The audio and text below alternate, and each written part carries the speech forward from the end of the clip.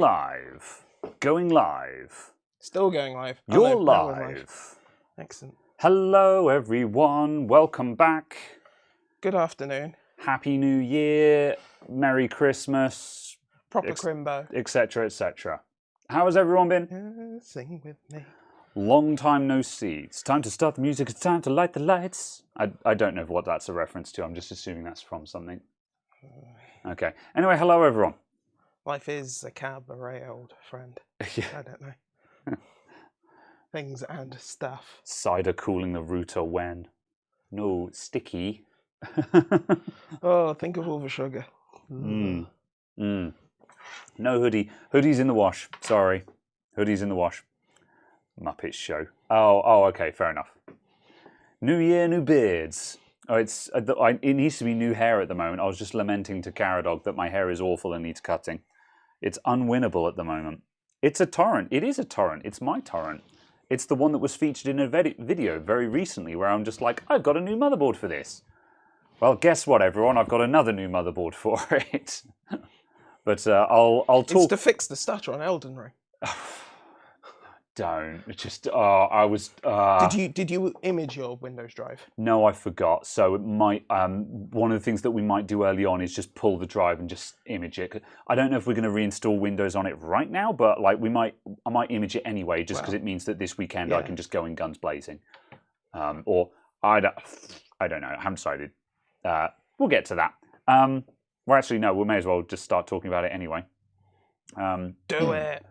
Did I see the tea-cooled Linus Tech Tips build? No, that one sounds kind of funny. They made a tea. They made tea and put it in a custom loop for the Spiffing Brits PC. Oh, for the Spiffing. Oh, okay. So it's actual proper tea because, like, I'd heard that there was a tea-cooled PC, and I'm like, are we talking like Lipton or some nonsense like that? Yeah. No. Apparently, they used Yorkshire tea. That's amazing. I need to watch that. And there's a teapot in the case. I need to actually watch that video then. Yeah, I thought it was actually a good video. Okay, that's good. Yeah. Yeah. Yeah, fair enough. Yep, that's high praise from you. So yeah. Yeah. It was sufficiently thought out and actually like planned. And it wasn't just seat of the pants mess kind of thing. Yeah. So I thought it went well. There was actually a plan there. This is good. Yeah. Do like every YouTuber and wear a beanie. Oh yeah, I'm close to that. Good. Not every YouTuber does that. Some of them wear toques. What's a toque? A Canadian beanie. Oh, okay. Specifically because Linus calls them toques. Okay, yeah. Canadian. Hey. Okay then. The fans about edition. About that time, chaps. Yeah. Righto. The fans edition goes well in that case. Yes, thank you very much. Yes, I enjoy it as well. Caradog keeps taking the piss out of the size of my GPU, and I'm like, it's a 3080. It's not that small. Meanwhile, Caradog is amassing a collection of Halo graphics cards that he doesn't need. If we were, does anyone need a Halo graphics card? If we were still in the graphics card shortage, I would borderline accuse you of immorality. Just hoarding them. That's the only reason you'd accuse me of immorality. Excellent, I'm doing well. Excellent. Hello, Katrina. Welcome to another 3-hour-long stream in which not very much happens and the viewer interaction will be more than sporadic. Yes. No. Maybe. We try, but... It may only be 2.5 hours. Yeah, well, we do what we can. Anyway, good. All right, so what are we doing today? So, this is my PC, as aforementioned. Only recently I made a video about this PC where I put in an X570 Strix to replace my X470 Tai Chi. However, very recently a viewer came into the shop and donated their old PC to the shop, which actually turned out to have a lot of high-end stuff in it. And I was like, oh, okay, thanks. So that was kind of awesome. Massive shout out there. And the motherboard in there was a Crosshair 8 Hero, X570 Crosshair 8 Hero. And the only thing that was wrong with it was the main PCI Express slot, the 16X slot, didn't work. So he'd been running his graphics card in the 8X slot, one down. So I was looking at this motherboard thinking, I can't really use this in a customer build because it's possibly shaky, and even if the 16X slot worked, there's no customer build where this motherboard makes economic sense, and I wouldn't just be fire sailing it. So I thought, well, in that case, what makes sense is for me to put it in my PC, and then I can take the Strix out of this and use the Strix for a customer build, which does make a lot of sense. Because the X570 Strix is a great motherboard. It's a really good all-rounder premium motherboard. So if I take that out, I have a spare motherboard to use in a build somewhere, and I'll put the Crosshair 8 in here. So that's why I'm changing the motherboard again. So yeah, that's the plan there. So before we get started on this, though, the problem with the board, as I say, the 16X slot didn't work. It was because there was a bent pin in there. One of the pins had just, I don't know how, but obviously it had been caught at a weird angle and just been flattened to the bottom of the slot. I managed to straighten that, and I did a quick test with a 1060, and it worked. So fingers crossed it's good. But before we actually start swapping stuff out, what I want to do is take my 3080 out of here, put it in that board, and we just want to start it up and just check that it works properly and it is working at PCI Express 416X, and it's not doing anything weird or anything like that before we go to the trouble of swapping these motherboards out. So we're going to do that.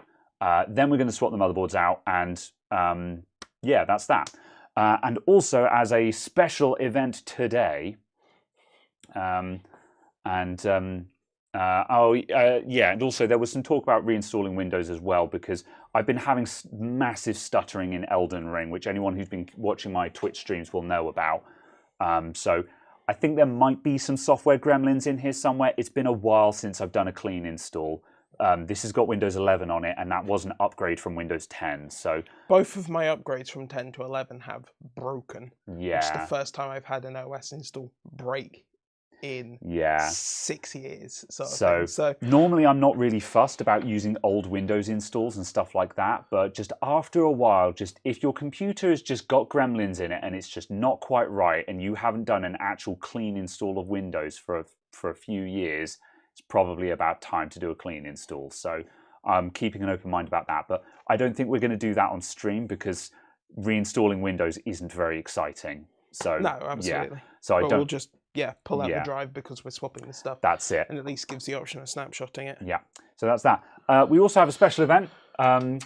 My good friend, a wild floor lamp, because he's my friend, he sent me this very pleasant vial of drink.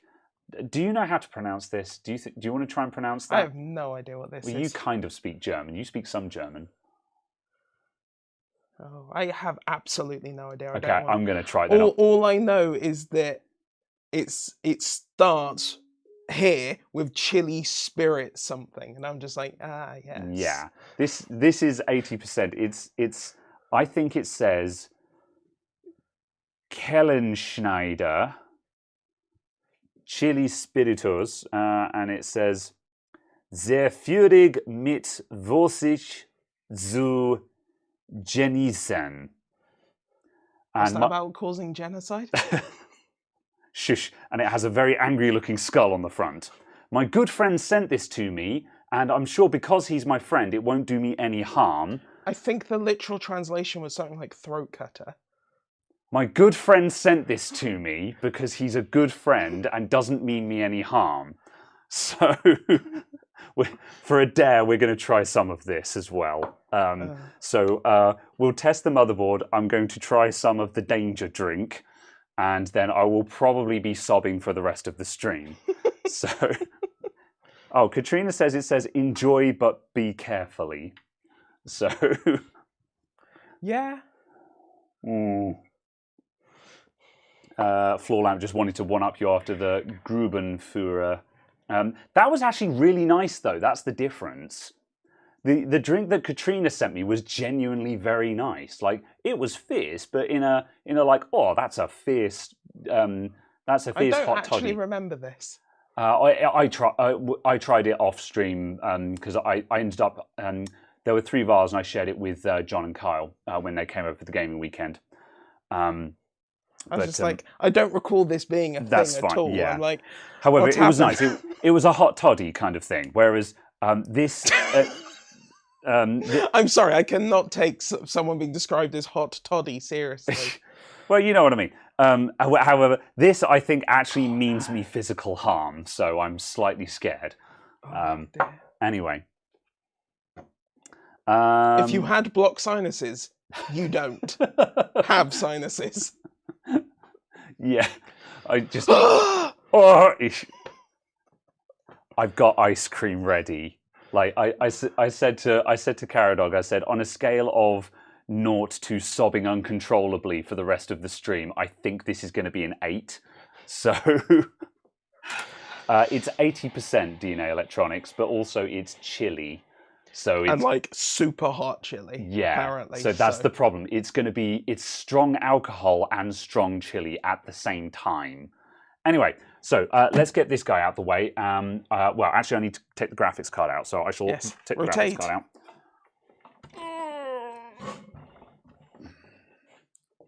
I'm going to try and do this while vaguely showing what's going on. I'm going to put my side panels safely somewhere else. I'm going to put my glass side panels in the side panel array. Yeah. Do you have a 12-pin too? Oh, actually, I think I do, because I've got the box for this round the corner, which will have the original adapter in it. Yeah, if you could grab the 3080 box. Yeah, and that saves me having to take out my my adapter. Where are all the screws? Oh, they're right next to me. Where are the screwdrivers? They're on the bench where I put them. Yes. Caradog very helpfully put the screwdrivers directly in front of my person, knowing that I would need them, and I immediately looked elsewhere. All right.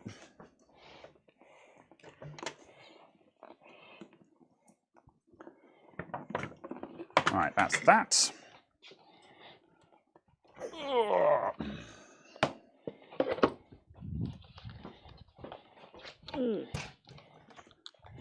Strenuous noises. I'm going to be upset if it's not in there. Because if it's not in there, then I actually don't know where it is.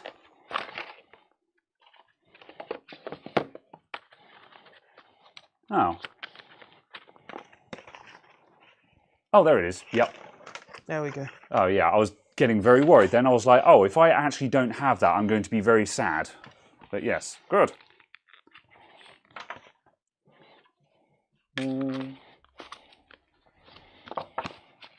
Small GPU. Says Mal. To be honest, the 3080 Ti is compact for what it is, because it's a two-slot cooler, and it's the height of the PCI slot. So, but it's quite a long boy. So, so yeah, that's kind of the difference, really. It's long, but all of its other dimensions are surprisingly compact. But they should have put the 3090 cooler on this card, because this card does run hot. Well, it runs loud anyway. The fan has to work very hard. Okay. Just send some more so Caradog can have some. It's always good.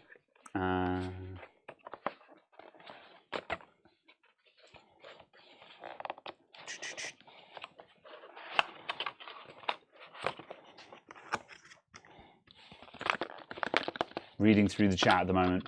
The problem with not having taken the box apart when it was filled is the fact that I'm not entirely certain which way round all the bits go. Me either, to be honest. But yes. Good. So I'm just here ferreting. Oh, Spud says, do I still have the coolers that he sent? Yes, actually. They're still in the bubble wrap. Yeah. Yeah, Caradog wanted to have a look at those at some point just to see what they are, because that's probably something we're going to be doing fairly soon, actually. Yeah, probably. Yeah. So, yes, we do have them on hand. Actually, did I send you postage for that, Spud? I don't remember. I think I didn't actually. I said I would send you postage money, and I don't think I did. Can you confirm if I did or not? If so, ping me later. Oh, as in I did. Yes, good. All right, good. All right. Right. Let's start moving this center frame. Okay, I'm going to grab the bench cam super quick while Caradog puts boxes back. Tidy. Do. I like that your 3D printed sign has taken pride of place on the shelf of knickknacks. Yeah, well, I put it there for now because, yeah, we were advised not to put it in the front window, and I hadn't really come up with anywhere else yet, so it lives there for now, I think. I kind of want to put it on where the show PCs are and stuff at some point because I think it'll get more noticed there. But this is something. I'm gonna come around here and do this. It's the new and improved camera arm. It's a bigger one, so it's got it has much bigger reach than the old one. However, also because it's bigger and longer, it amplifies the wobble more, which is why the past couple of videos have had significantly more camera wobble on them. So I don't know if I'm keeping it or not. I love the bigger reach that it has, but it's significantly harder to keep it steady. So yeah, see what I mean? Mm. So I don't think it's. I'm really sad because when I set it up, I was like, "Oh, that's amazing! It's got so much more reach." But while I was editing those videos, I was like, "Oh, that's no bueno. That's no good." You'll have to spend 3 hours in Premiere stabilizing each clip. Absolutely not. Yeah, What I might do is I might actually just buy an expensive microphone stand, like one that actually costs like 50 or 60 quid, kind of thing. Because I think that will actually be a lot more like the one that's got proper strut arms on it instead of these 2-bar kind of affairs. Yeah. So because I think I'll buy one of those and just hope that it doesn't like there's always going to be a little bit of wobble because the table wobbles, but if it's stable to the table, then you won't see it because then everything wobbles at the same amount. Yeah. You know. So that's the thing is because a lot of people are just like, oh, your table's wobbly. The table being wobbly doesn't really matter very much. It's the stand wobbling that is the problem. Compared to the table. Yeah, exactly. So, Turnip Gaming, hello. Thank you for the $5. How's it going? We heard about the AMD cards reaching 110. Yeah, I have heard about this. I haven't watched the videos on it yet. Apparently, it's just because the coolers aren't really very flat and aren't getting good mounts. That's what I've heard. Don't know specifically. Obviously, there's been no official comment as to exact reasoning, but it seems from the testing that DeBauer has done, it's a case of it appears that orientation messes it up as well. So it might be a case that there's just not enough fluid in there. Oh, what? Not enough fluid in the vapor chamber? Yeah. Interesting. Or or because of the design of it, it needs more fluid because of the design than a normal one would, and they've only put in a normal one's amount or something. Yeah.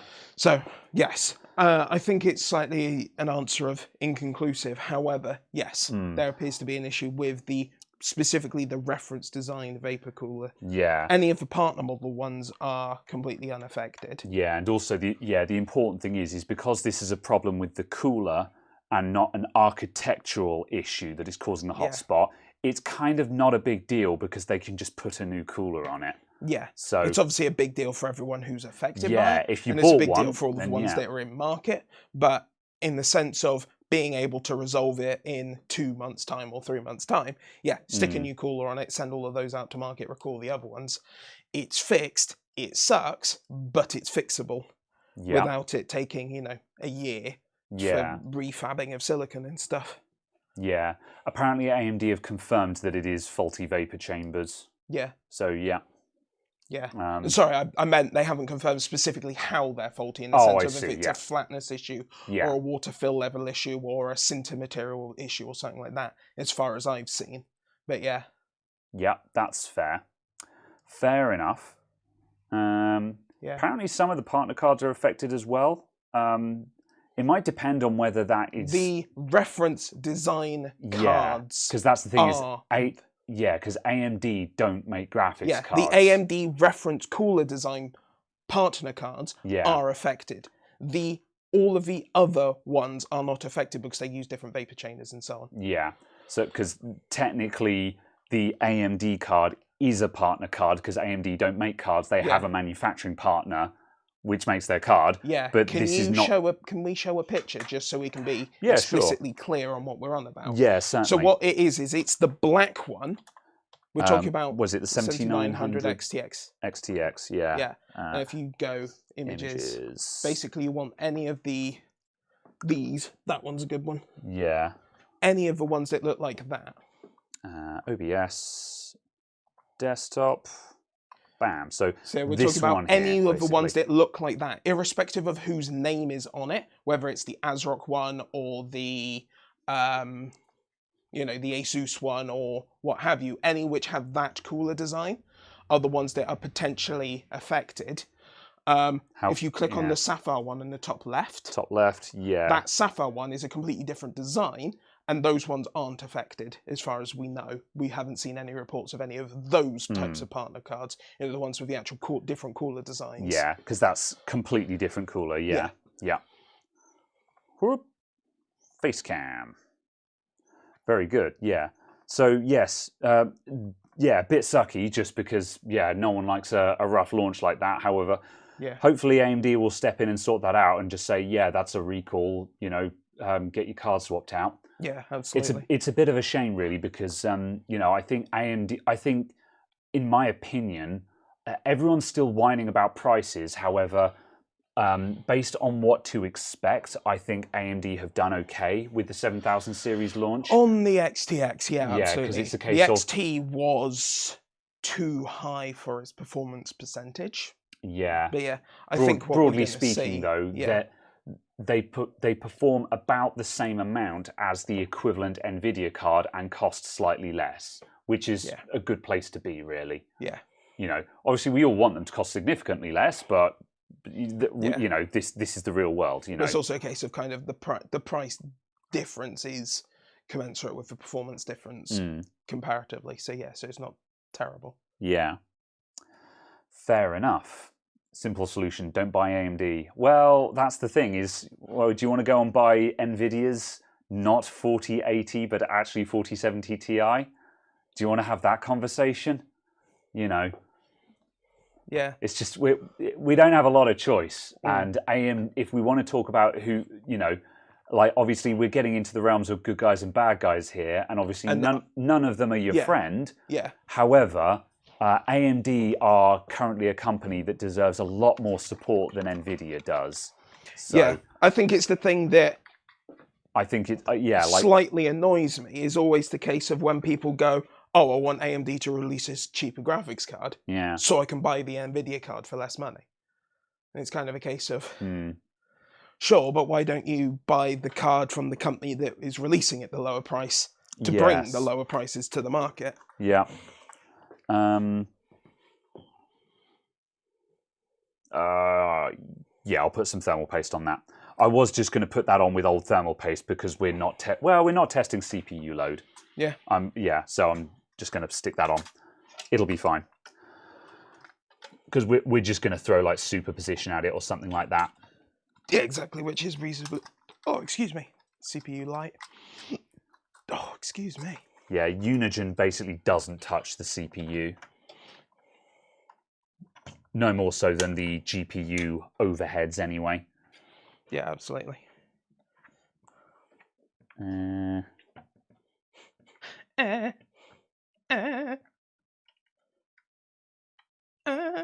nearly there.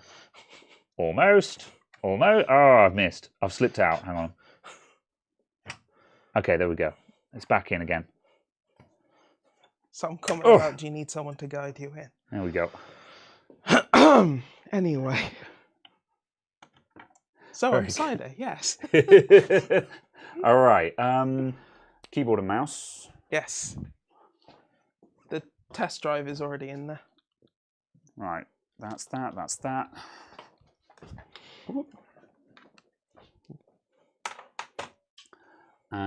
Keyboard and mouse. Keyboard and mouse.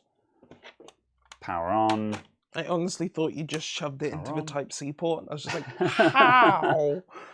HDMI, keyboard and mouse, power, bang.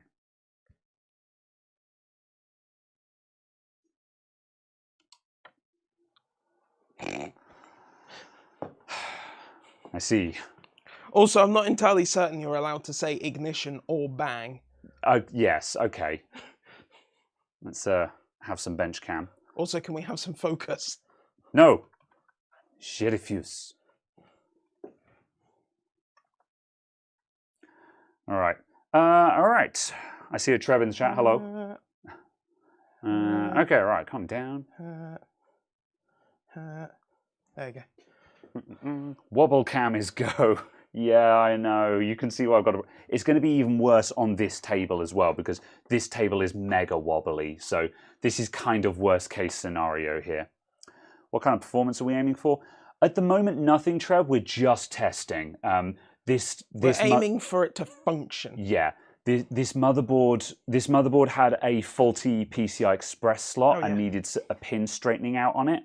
So basically, I want to make sure that the card is actually firing on all PCI Express lanes because when you have an upset slot, the card might default to a lower bus speed, which may throttle performance. So yeah. So there's two tests that we're going to. Oh yeah, that's the keyboard we want. I'll get the capture with face cam.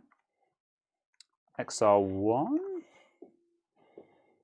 There you go. Oh, there we go. Yep. Oh.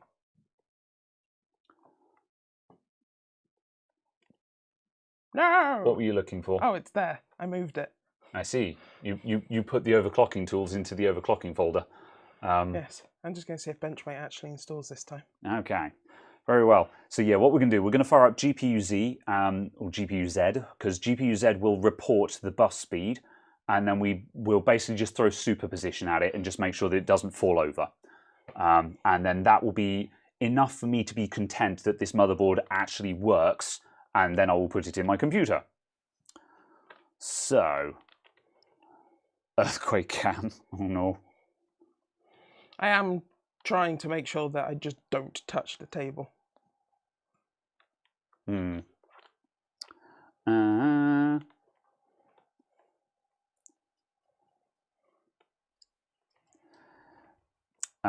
this the board from just before Christmas with the broken outside pins?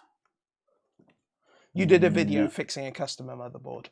Oh, yes. No, that was a different board. This is a different board from that. This one came in with a customer donated PC. And yeah, it was, yes, unfortunately, yeah, the top slot didn't work, but I verified it. And at first I thought I was gearing up to potentially do a slot replacement on it. I was starting to do research into how much, what would be involved in that, because it's a £400 motherboard. So it would actually be worth doing serious surgery to it. However, when I actually looked a bit closer, I was like, actually, it's just one pin. And so I put it under the microscope, got out my sharpest tweezers, and it was a bit fiddly. The PCI Express slot doesn't look small, but when you try and get tweezers in there, it gets real narrow real fast. What are you looking for? The Wi-Fi's. There's one here. Ah. Whoop. But yeah, as I say, I did some pin straightening and it tested good with the 1060. So from that, I've no reason to believe this won't work.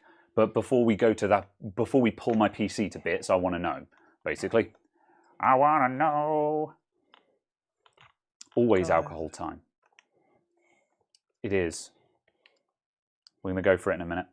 We might do that while it's doing the thing. Do you have superposition downloaded on a flash drive? Just because I don't have it. On here. Okay. I've probably got it on my SSD. So let me grab said SSD. Should be here. I've definitely got it downloaded somewhere anyway. Right. Someone said put the bench cam on its own floor stand. That's a very good idea, actually. Oh, actually, that would be a better idea rather than buying a microphone stand for it. You actually having a floor microphone stand.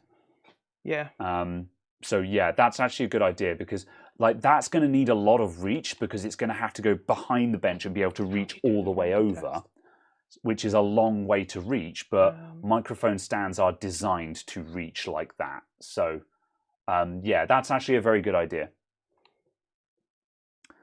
When Graham figures out Linux, oh no. When GPU phase 2. GPU phase 2, I need to talk to Muerto again and get him to send me bits. I'll rephrase that. I need to pay him to send me bits because he keeps sending me stuff without charging me. How do you do the render test again in GPU-Z? Oh, you're trying to get the load test? Yeah. So where it says PCI Express, there's a little question mark next to it. Click on that. Oh, it's that one. And then start render test, yeah. That's the one. There you go. Cool. Can you... Oh, the capture is frozen. Hang on a sec. All right. You are at PCI 4 by 16. All right, good. Yeah, so, okay. Right, yeah, we kind of need to make that... yeah, that's fine. You guys can just take our work. Yeah. So that's fine. Let me start that in again. a second. I'm just going to look for... Yeah, new toolkit. New toolkit. Yeah, Unigen superposition down the bottom. There. You may as well grab Heaven as well while you're there, because that's right above it. Cool. We'll show you that GPU-Z again in a minute because I didn't realise that the capture had frozen. Yeah. And do you just want to drop it into like 120 scaling or something? Yeah, I'll change the scaling in a second. I just wanted to grab the stuff and install the things. Yeah, that's the fine. Yeah, we'll change the scaling to make it a bit more readable on the screen in a sec. Cool. Right. What benchmarks are available at Superposition, Valley, Heaven? Oh, Valley came between Heaven and Superposition. Yeah, right. I never realised that because I've never actually used Valley. I, for some reason, thought Valley was older. Yeah. What DX version is Valley? I don't know. Oh, it doesn't say. However... Valley is interesting because Valley is good for testing Macs, though, which is interesting. Yeah. Because there's almost no GPU tests for Mac. However, I am going to download Valley whilst we prattle and whilst Superposition installed, just so I have it. Yes. Rather than a floor stand, how about ceiling mount? Ceiling's too far away for the bench cam because the bench cam needs to go right down to close to the desk, and that's going to be 1.5, 2 meters away from the ceiling. 2 meters from the actual ceiling. Yeah, it's a long way from the ceiling. It's too far down. We were considering it for like an actual DSLR, just because obviously with that you've got a load of actual magnification. Yeah. So the camera could sit here and still give you a decently close-up shot here. Like actual long term, like long term, I should have a ceiling-mounted DSLR with some kind of remote control for the zoom level. Because then I can have a DSLR just literally on the ceiling that's just zoomed down to the desk. Because obviously a DSLR has got massive zoom on it that a webcam clearly doesn't have. However, the webcam is working at a 75-degree field of view, and that's like fisheye compared to a typical SLR. Yeah. So. What is that? Oh, finish. Valley is up to DX11. Yeah. Display scaling. What about an elaborate pulley system? No. 175%. There you go. Right. Okay, right. GPU Z. Oh, Sleepwalker says have a drone. Yeah, just have a drone just above. Oof. There you go. Okay, there we go. So, oh my God, it's fucking. I don't know why the capture keeps locking up. Maybe it's because when it shifts mode or something like that, maybe it upsets the capture. Well, at any rate, you go to GPU-Z, and as you can see, it shows you the bus interface speed. And if you click the little question mark next to it, you can get a little render test. So if I close that, hasn't frozen. If I click that, hasn't frozen. It was before you. I think it was actually. I think it's when you open GPU-Z. I think that's what does it. Yeah, I'm just trying to see if I could show the process, and yes, I could. Yeah. But yeah, it's that. And then we can see at the bottom, it's running at X16 by 4. Yeah, which is exactly what it should be. Good. So that confirms that all our PCI lanes are working properly. And the other thing to note as well is that the card isn't very well supported in the motherboard at the moment. And when I was plugging it in, I was like, should I support that somehow? And I deliberately didn't support it, because if it works unsupported, then I can be fairly sure that it will be fine when supported. Whereas if I mounted it up and balanced it so it was perfectly aligned, it might not be perfectly aligned once it's in the case. You know, we don't know. So it should be, but you get the idea. Good. Not using resizable bar is probably not on, but we don't care about performance at the moment. We just want to know that the card is working as expected. And moving the card like that in the slot didn't. Yeah, I was going to say that. To fall over. Yeah. Which is obviously a good start. There you go. Cool. All right, so we'll let that run. I can't remember what this is on. This is on some random 4K Ultra Extreme Edition. Is it 4K the 4K Extreme preset? No, I went custom 4K Extreme, etc. Oh, okay, yeah. Just because the 4K preset. Yeah, I was going to say the actual 4K Extreme, the actual it's the 1080p Extreme one. I think I know, but the 1080p Extreme preset, I actually know the expected score. This card actually does a very clean, like 12,000 or something like that. But yeah, at any rate, we don't really care what the score is. We just care that it actually spits out a score. All right, drink the poison, says Sai. Yeah, okay. And yeah, for resizable bar, I will have resizable bar enabled when 1080p Extreme. If you run that one. Because as I say, if my memory serves me, I can't remember if it's 12,000 or like 14,000, but it's a very round number. Yeah. I'm fairly certain it's 12,000. Because the 3080 10 gig does like 10,000 or something like that. So yeah. So if we get something that is like 11,900 or something like that, we know that it's what I expect from this card. Yeah. Groovy, right. Well, that's interesting. It tells you how many light sources and triangles are on the screen. It's really cool. Yeah, superposition is a really cool benchmark. There's really cool nerd stuff in this, and like, cool. It's just unfortunate it's so small, even though we're on 175% scale. Yeah. Oh, is that a crash? No, just the capture's just hung up again. Oh, that's bizarre. Yeah, our capture card isn't very happy. Fine. I'm not gonna fuss about that because reset the XLR. Yeah, that doesn't matter too much as long as we just keep an eye out for it. So yeah. Anyway, resizable bar. I do have that switched on my PC normally, but we don't really care about that right now. So good. All right. I'm going to drink the stupid drink, and we'll get that out the way. Excellent. I'm going to get a pint glass and put a tiny amount at the bottom of it. Do you want to just bring the jug of water in as well? I'm going to bring the ice cream in. As well. I have watched someone have a bad. I watched a Tom Scott video. Has this melted? And good, it hasn't. I watched a Tom Scott video of him trying to do his own version of Hot Ones with Gav from the Slow Mo guys. Neither of them were Spice people, and Tom Scott, when he had to do. You know, I'm not going to give spoilers, but spoilers, Tom Scott was in tears by the end of the video, and it was very, very funny. And he was just like, the ice cream works. So I got ice cream. Very well. Look up Tom Scott Plus. Look up his video where he does like the spicy challenge. It's really good. It's very funny. Is that on like Tom Scott 2? It's Tom Scott Plus. Same effect. Yeah. The additionally Tom Scott. Yes. I need a Turnip Gaming 97. Thank you for the £10. I was about to say dollary dues and then went, wait, that doesn't work in this country. I'm convinced you've already upgraded your PC recently. Yes, there was in fact a video on the channel about replacing the motherboard in the torrent. Yes. This motherboard got donated very kindly. Just before Christmas. Just before Christmas, as Graham said. And it's a case of basically it's not particularly usable for sale. So swapping out the board that's in the torrent, which is a sellable board, with that one makes sense. So yes. This is a £400 motherboard. It doesn't make sense to put this in a customer build. I don't do any builds that would warrant using a motherboard of this class. So it's a case of, well, what do I do with it then? So it makes sense to put it in my PC and use my board, which is a viable board for customer builds instead. So yeah, the other advantage as well, this board has like 12 USB ports on the back, and that's actually very useful for me because I do Twitch streaming from this. There you go, 12,152. That's a good result. That's a strong result from this card.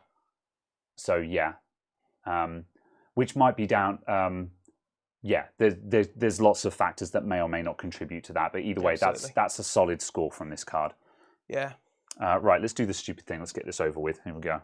I'm going to sit down for this. I need to get a spoon for the ice cream as well, so I'm not just digging handfuls out in desperation.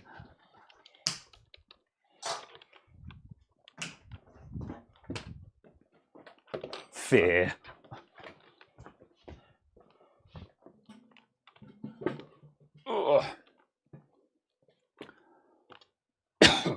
Okay. God, just the bottle is very intimidating. Yeah. The poison for Graham. The poison specifically designed for Graham. Graham's poison. Yeah, 3080 Ti's are getting up to sort of 12900s, which I'm imagining are specifically tweaked ones. Yeah. So yeah, exactly. It's entirely in line. Yeah, you could easily dial more clock into this, and resizable bar, faster CPU, etc., etc. Because not having the Founders Edition cooler on it. Yeah. So, how much is a shot of this? I don't know. How much? Oh my god, you're planning on. I'm not gonna have the whole thing. I don't have a death. I thought you were about to say I'm gonna do an entire shot, and I'm like, no. Okay, I think that'll do, I guess. All right, let's go to don't drink a full shot. Oh my god, what do I do for what? Okay, see. What? Way too much, really? Do I just have the tiniest sip? Yes. Okay. Yes, legitimately, yes.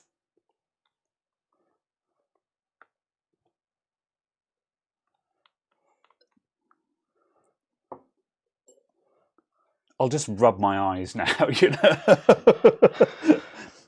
All right, okay, let's have a bit. Just a tiny sip.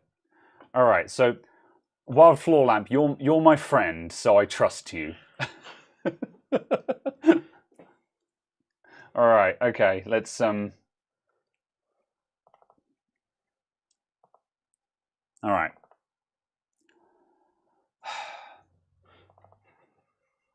See, I don't know whether to have a tiny sip or just to take that and just do it.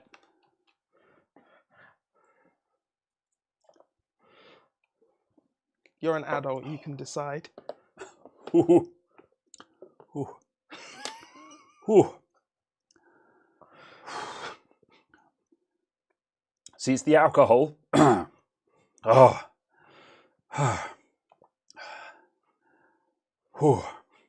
Oh, the alcohol cuts. There's the fire.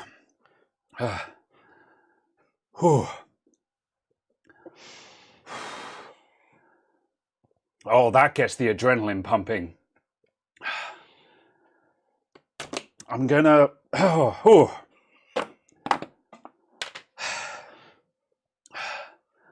want to see how long it will go on for.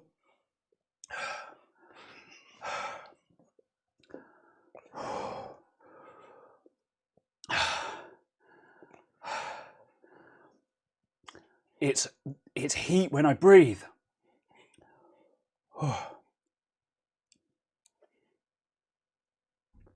Ah, it works. Oh. Oh.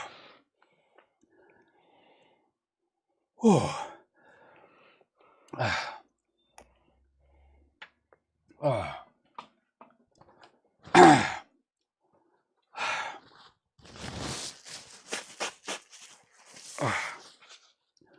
You're going to be streaming all stream. Oh, it's on the top of my mouth.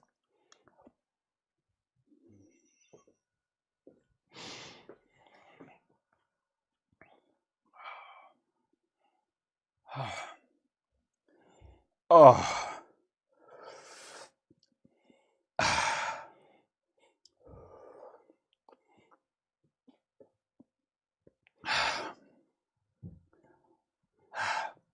it's temporary relief.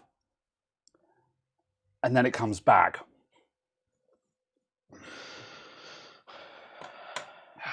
I'm just going to have to sit and eat this.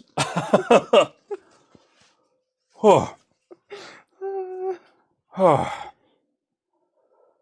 Oh.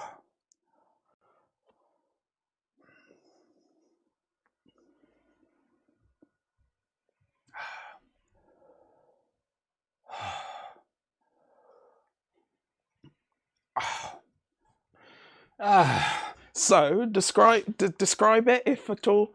Can you form words?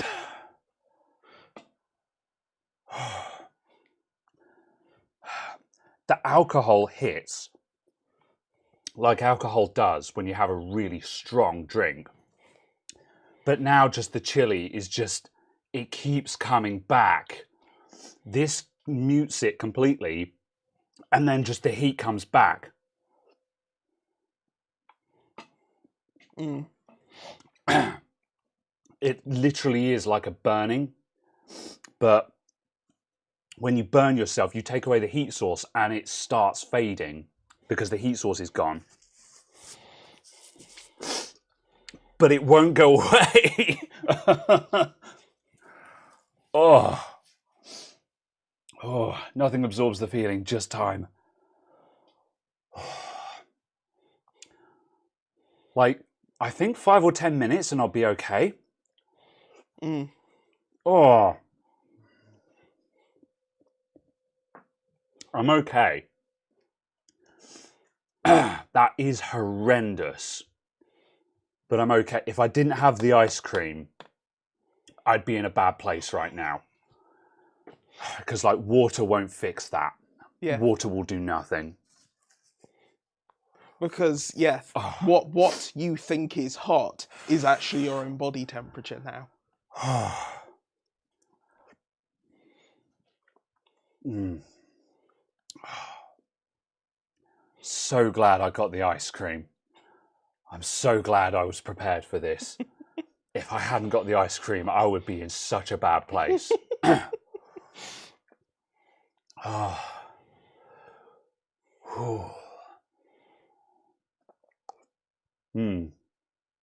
It's getting better. It is abating.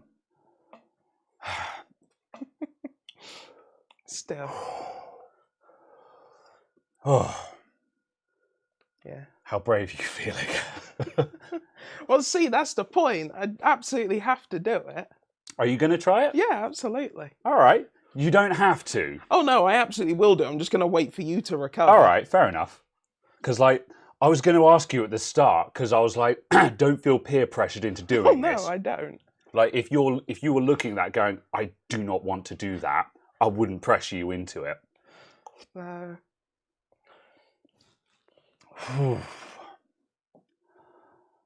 Okay.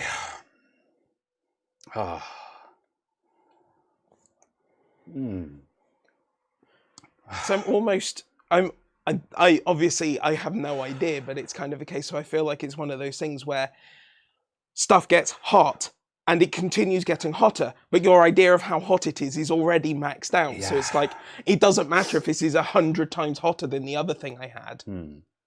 I'm already so far beyond what I think hot is. What's your spice tolerance? Because my Not spice particularly high. Yeah, because mine's not good. Yeah. Like, I will eat, like, you know, Thai red curries and stuff like that as a comparison, but it's a case of, like, that's as high as I want to go to enjoy a meal. Yeah.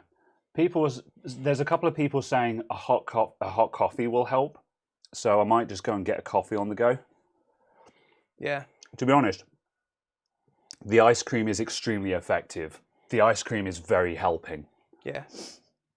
Because when I have the ice cream, it just kills the pain immediately. I think you've actually developed a bit of a rash here. Really? Yeah. Hold on, turn the other side as well. Yeah, turn the other way as well. Yeah, I think so, here. What is that? Maybe just the blood pumping? And it's just my blood trying to get rid of heat? Because those...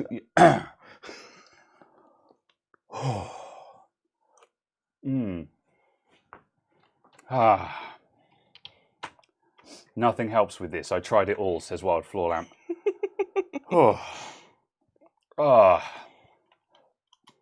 Nope. I'm getting colour back in my face. Why? Did I go pale? I had assumed I'd have gone bright red or something. Like, oh. You're getting your normal colour back.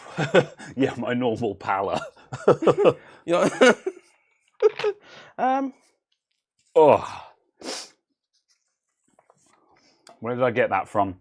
My good friend, Wild Floor Lamp. Oh, this may have melted my. Okay, there we go. I figured out how to put the stopper back on. Oh. Oh.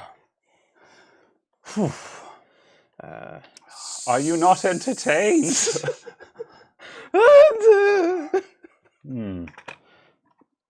There's All software right. distribution. I think I'm recovered. I think I'm through it. Like, I think I'm at the point now where like it's going to be an hour before I'm really over it, but I can probably stop ice creaming now. Whew. Whew. Ah. All right. Now I'm a man. Yeah. This is the measure of a man. How much he can hurt his body. With chilies. I've got a slight tremble, and I'm not sure if it's just because I'm cold, because I'm always cold, or whether it's the drink. So I don't know what's wrong anymore.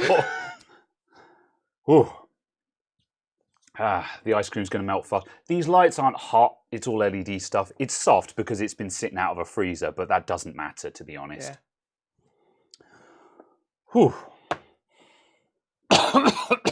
Oh, excuse me. Oh. Oh. Is it worth you getting a new mobo CPU? Dunno. Do you need one is the question. Yeah, there are kind of two questions. Yeah. Have you still got your 9700K? I seem to remember you had a 9700K.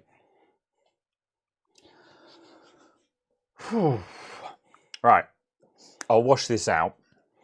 This is the only glass we've got, so it's all good.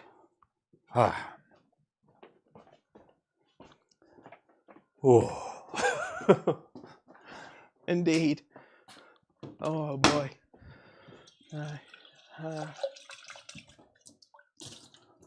Yes. Oh yes, absolutely. Make sure you wash your hands well, especially before the bathroom. Yeah, no problem. Oof, yes.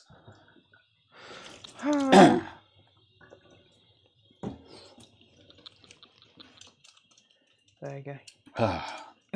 To clean peaty parts, either IPA or chili spirits. Oh, excuse me, I forgot to mute my microphone.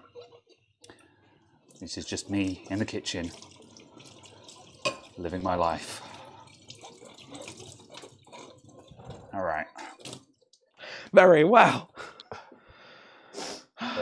Yes, yes. Very, very spicy. Alcoholic beverage was consumed by Graham. The ice cream did do the helping. But I don't think it solved it. No, the ice cream is good. Like, what I did and what I think, what I would do, or well, what I did was I drank it and I tried to wait to see how long I could bear it for, so I could just see how bad it could get before I immediately went for the ice cream. I knew that I was going to go for the ice cream. It was just a question on how long I could bear it for before I was like, okay, that's enough. Because like once you're in pain, in the face of pain, there are no heroes, you know? So it's a case of you're not proving anything by just sitting in pain. I just wanted to see how bad it could get. And once I felt I'd hit the worst point of it, I was like, okay, now I'm done with this. Now I want relief. Oh yes, it's glass decor. Yes. No joke. You can't ship this stuff. So on the packing note, on the customs declaration, it is glass decor. Yes. Absolutely not fit for human consumption. Oh, excuse me. All right. Whenever you feel ready. I feel Windows Update is broken. Oh yeah, that's just sitting on preparing, isn't it? Yeah. Oh well. It broke. Ah. Oh well. However, yes, spoon. it appears the board works. No, let me just deal with the spoon. You spoon! Rattle, Oh, rattle. excuse me. Right. I shall disassemble. Ready for the disassembly. Yeah, I'm basically fine now, which I feel like I actually think I've recovered a lot faster than I thought I would. I thought I was going to be fairly like Incapacitated. yeah. I was expecting to be just having a bad time for the rest of the stream now, where like I'd be functional, but I'd be like oh for the whole stream. Whereas I actually feel like I'm back to normal now. Yeah. So yeah. All right.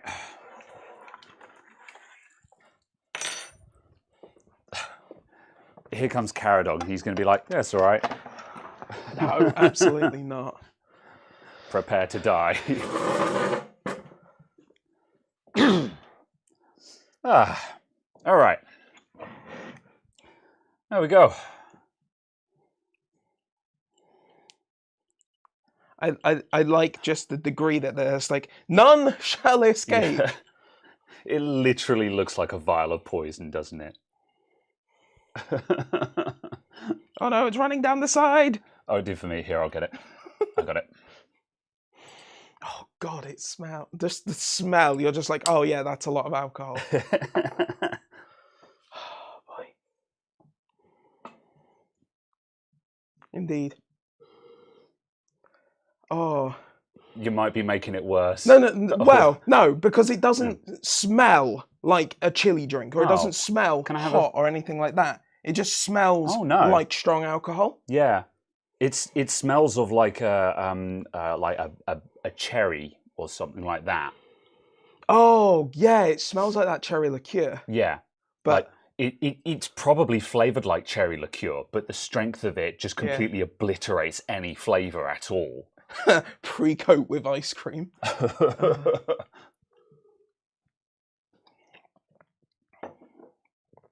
Alcohol. See, at first it's just the alcohol. Yeah. But then it keeps going.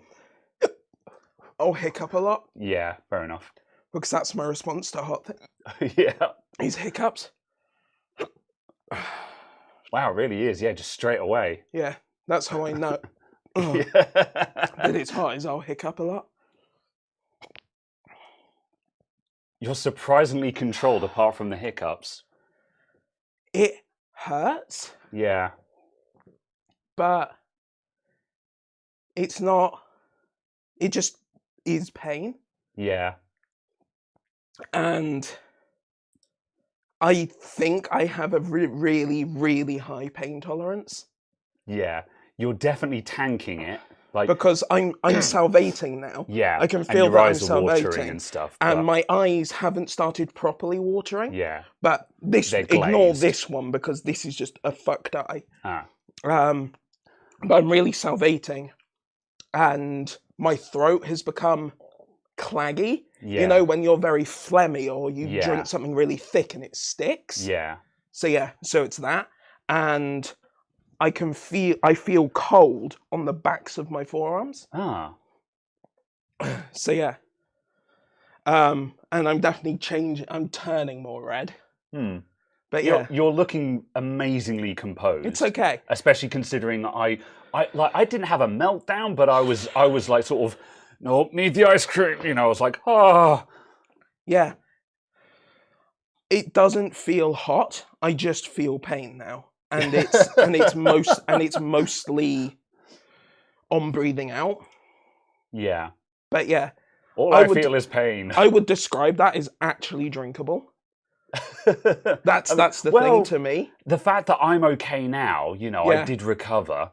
I can't say this is something that I would enjoy, but I can taste blood now.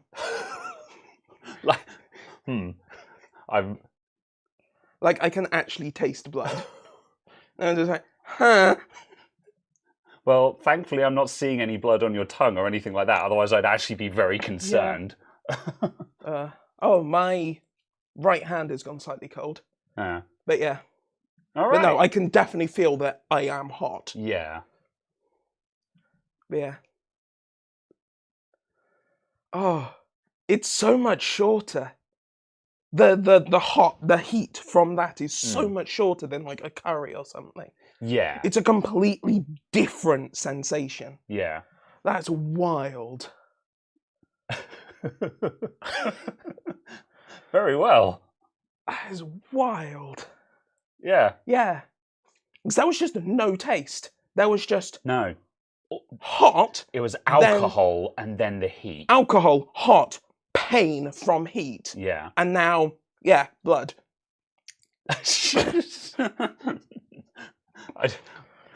The blood description is incredibly concerning, and I'm not sure if that's a like similar to, or should actually be worried. But yeah. What is the brand? Hang on a sec. Let me put it onto Benchcam with yeah. face. I need water. I actually need water. Okay. Yeah. I am Fleming right up. Yeah. All right. I will. Oh, for decency. Yes. Yeah. So yeah, let me get a close up cam.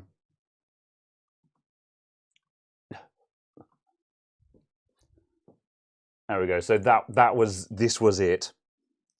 Screen cap now if you want to read the writing. So yeah, there we go. That was it. This was the poison. Yeah. Well, that was a hell of a ride. Thank you for sending that in, Wild Floor Lamp. That was good fun.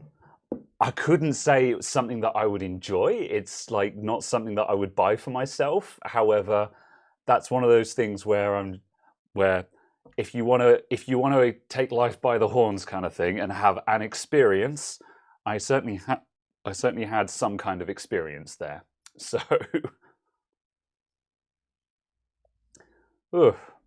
so yes, it's alcohol 80% of volume. Or I don't know how you I can't remember the difference between it, but gonna finish the rest of the bottle now? No, I'm done. That's enough for me, thank you. That's enough for me. Sadly, this ice cream is probably going to go to waste unless I can get it home and freeze it again in time, but it's the cheapest Tesco vanilla ice cream, so it's not the end of the world. Yeah, it's 80% by volume, yeah. Right, I'm going to put this ice cream out the way, and then we will get back to the show, and we'll start putting this motherboard in. Do you have any clean towels? No. Okay.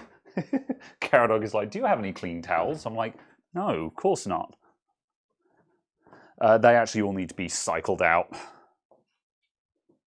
Go down there for now. There we go.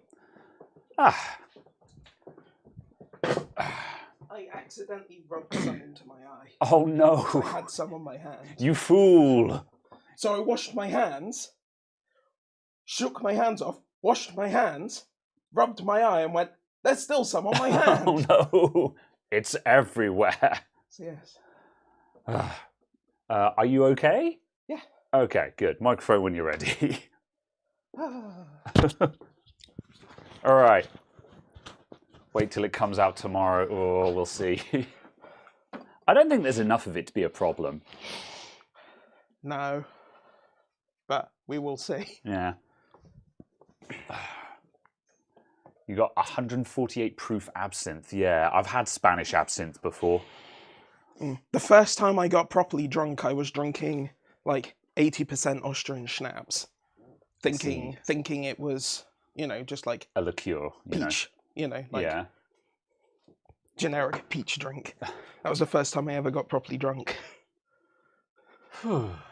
All I can remember after having drunk it was staggering into something, going, I am very drunk. Yeah. Oh no, I'm going to need to throw up. Going to my tent because we're out camping, like throwing up somewhere and then just waking up in the morning. I see. Yeah. Good. Right. That wasn't as bad as I was expecting. Yeah, I feel like it's one of because I prepared for worse, I was okay. and that's not to diminish it. That was pretty intense. Yeah, it feels like one of those things where my level of being able to tell how hot something is here, it was here, and all of this is just wasted because I can't tell beyond this point. Yeah. Woke up in a skit days later. No. I woke up like 6 hours later. And then went airsofting for like 8 hours. Excellent. Right. Okay. Let's carefully pull that out. Actually, I'm not going to carefully pull it out. I'm just going to go, Yeah, that pin seems to be holding up. Because it was virtually impossible to get that pin to exactly how they're supposed to be aligned. However, I got it into such a position that it should bend back and forth. But also, because it's been bent around and stuff, I was really, really worried about fatiguing the pin. Like fatiguing the metal. What actually is that pin? No idea. Haven't looked it up. I think it's like actually one of the PCI Express lane pins because all the control stuff is all on before the notch.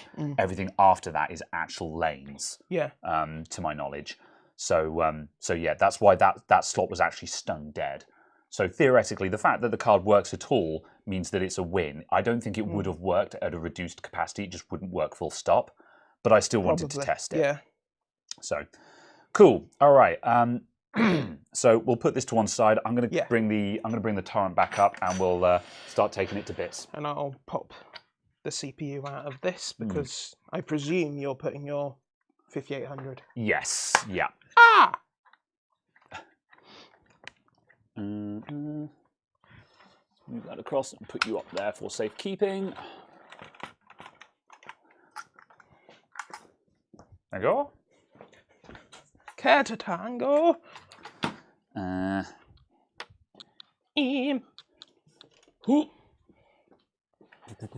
there's thermal paste everywhere already. What did you do, Graham? What did you do? We didn't put any thermal paste on it. It's all dry. Yeah, there's just dry lumps. Oh. Right. The problem with having a chassis that has double-sided glass is you have to take the back side panel off before you can lay it down. The problem with having double-sided glass is that it's double-sided glass. Yeah. I am not entirely sold on the concept. No, I still don't understand the reason why you'd ever want double-sided glass. I own 2 cases with double-sided tempered glass. The Torrent and the Landcool is double-sided as well. And both of those, I'm just like, I don't see the use in having glass on the back of the case. Like, at best, if you can do cable tiding porn, but then like the Landcool has got covers over all the cables anyway. Yeah. Literally, the only thing you see on the back of the Landcool is the fan controller, which is kind of neat to have that on show, but like you don't need an entire window for that. And it's not reversible either. I was just thinking, oh, can you make it so it's instead of it being a right-hand PC, it's a left-hand PC? No. Thus tempered glass on both sides. Yeah. But no, it's not that either. Yeah.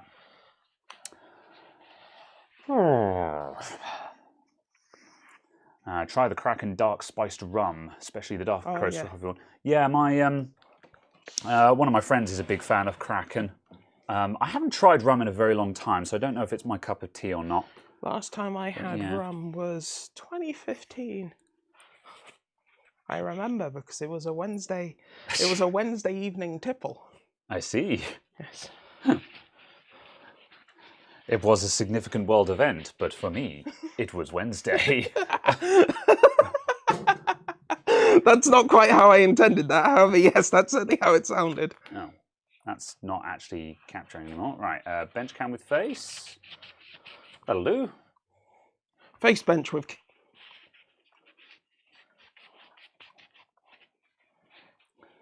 Right, let's pull that out. Shall I chuck this in the little plastic CPU holder that's in the box? Sure. Or do you have another use for it? I don't have a use for it yet, no. So, Or do you want to although, drop well, this straight into that board? yeah, we'll put it in this board because I think that's the safest place to put it. So yeah, Sure. put it just to one side for now. Then we'll put it back in the old board. Good. Okay. Right. My lips are slightly warm. Mine are a little bit off. Yeah.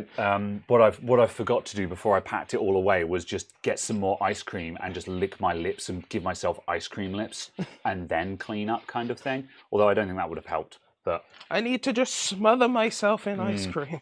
nom nom nom nom nom nom. Right. Okay. Right. I'm going to quickly whiz through the chat. In the United Kingdom, proof is 1.75 times the number. So 40 ABV is 80 proof. And oh yeah, no, I'm not getting involved in that. There's also the thing that's what is the alcohol by specific gravity, and I can't remember which one that is. And I'm just like, oh, this is complicated.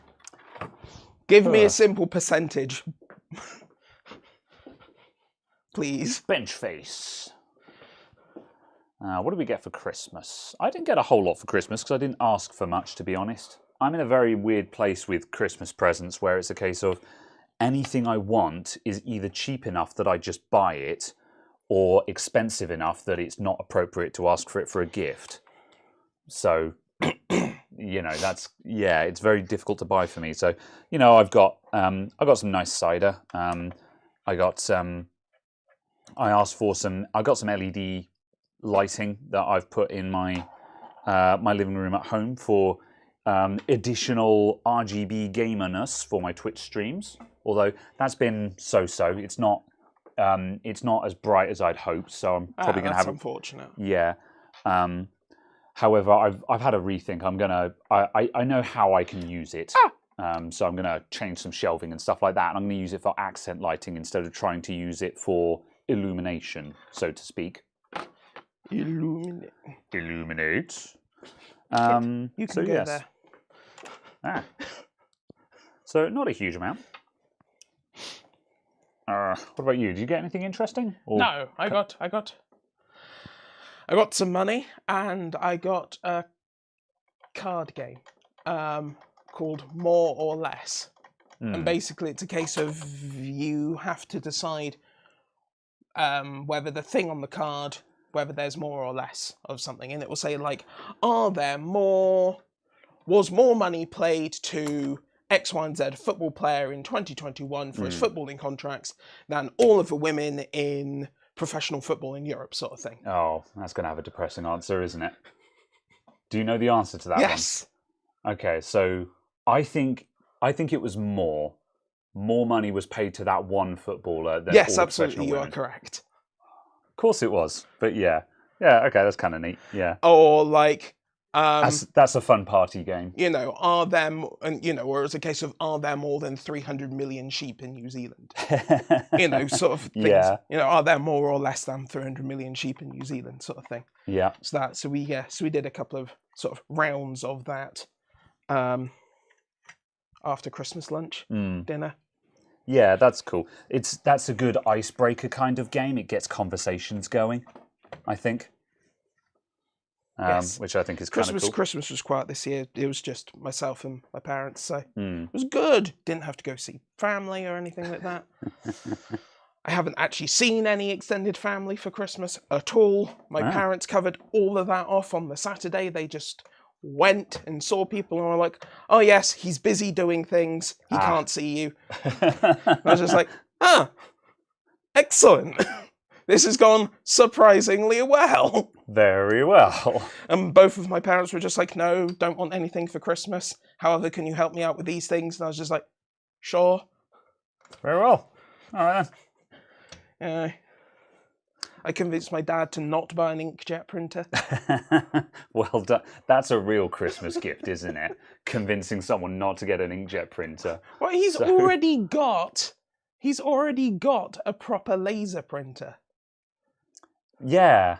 Well, that as well then, yeah. Which, sure, it's only black and white, but I'm just like, if you bought a colour printer, you would have to replace the entire printer every time you wanted to print in colour.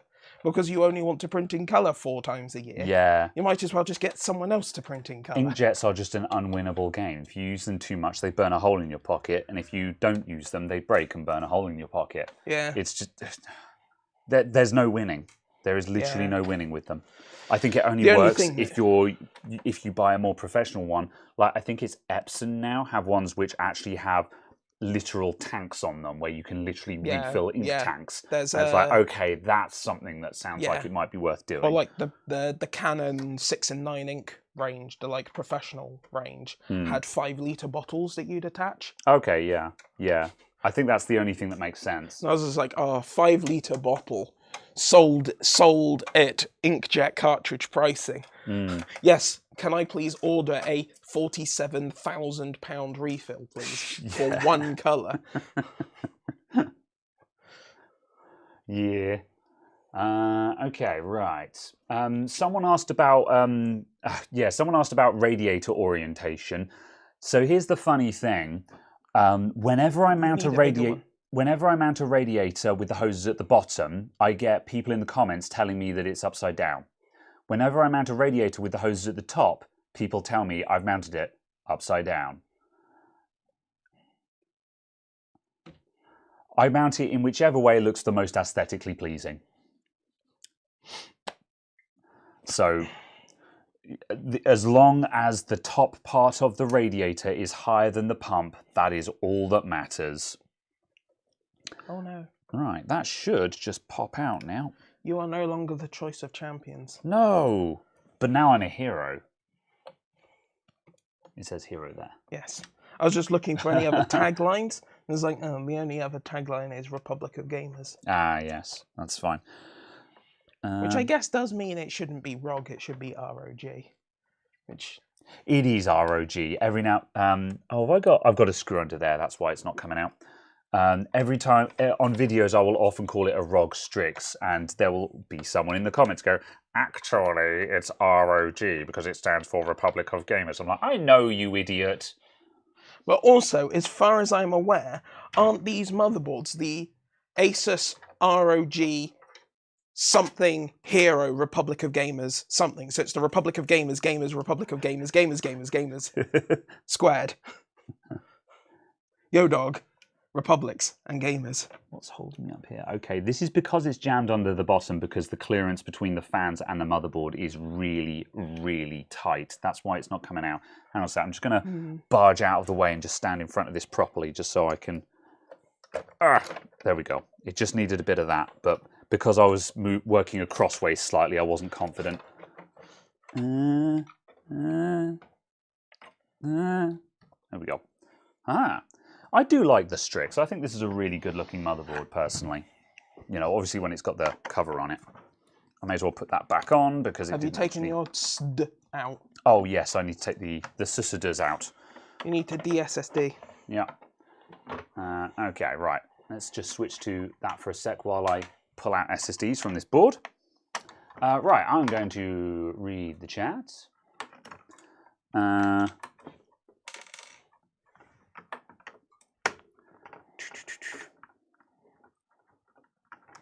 There we go. I'm out the PSU the wrong side up. Oh, absolutely. Why is it a republic? It's true. Who is the president? Go. My thermal pad is being very uncooperative here. Do you require both M.2s? Yes, I do. Oh, come, let go, please, I'm begging you. Oh, the SSD is coming out with the heatsink and it feels horrendous. Ow. All right. I still have. I legitimately live in fear of pulling a BGA chip off of an SSD when they get stuck to the thermal pads like this. I don't know whether that's actually a real threat, but... Do you want to snapshot that? I'm not sure, because if I reinstall Windows this weekend, I'm going to do it at home. So in which case, having a snapshot in the shop isn't going to be a whole lot of good to me.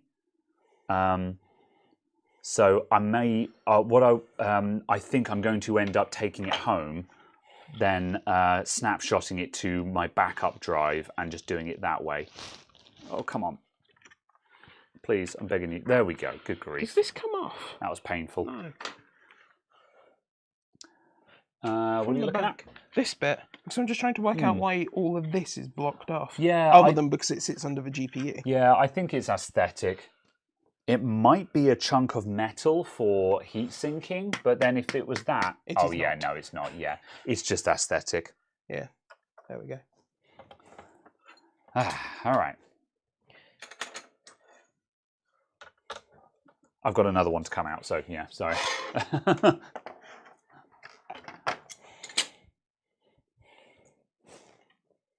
You can have republics without presidents. Oh. What do you have instead of a... If you don't have a president in a republic, well, I suppose you could have a... Can you have a prime minister, or is that usually... I don't know. I don't even care, actually. This is where I'm like, what? Okay. Yeah, well, I'm just like... Actually, I don't... This is... Yeah. Right. Is this the second one? Okay, right. That's the second one. That's the primary one. So I'm zoning out for a moment. Right. You put those in there. I'm going to put the covers back on this, so this motherboard is ready to go. Or to go onto a shelf, anyway. Do you have a thermal pad? Oh, there are no thermal... Yeah, there's no thermal pads on these. Yeah. You are padless. Are you concerned? For that one, yeah, because it's Gen 4. I've probably got something. Give me a sec. We can use probably the ones there, the Geld ones. Yeah, I think I might have something that's actually appropriate.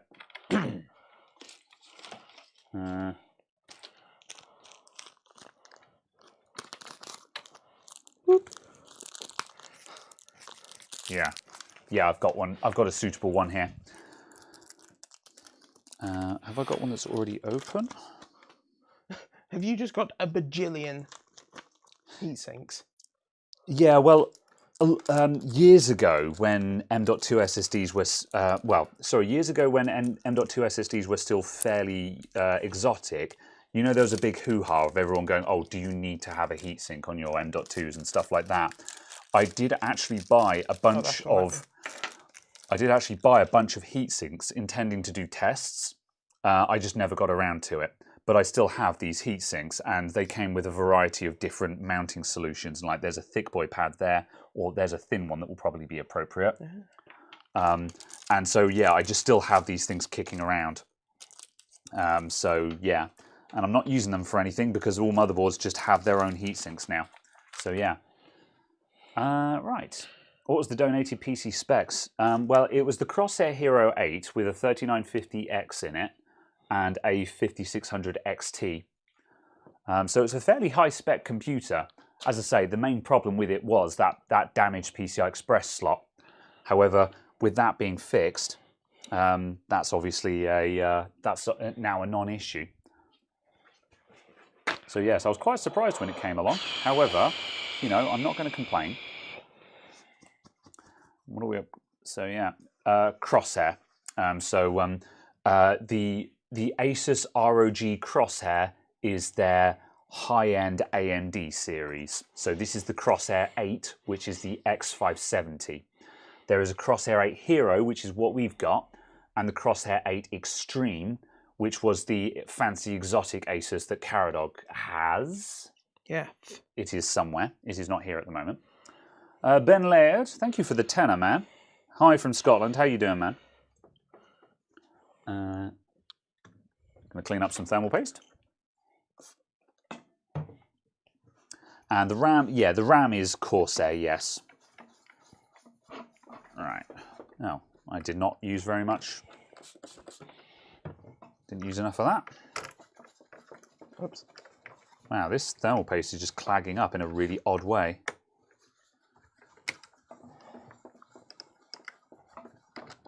What the hell is with this? I shall squirt directly onto the CPU. I shall apply directly to the affected area.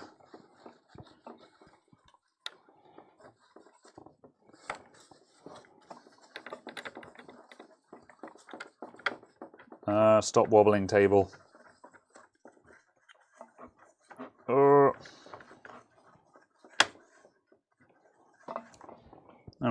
Right.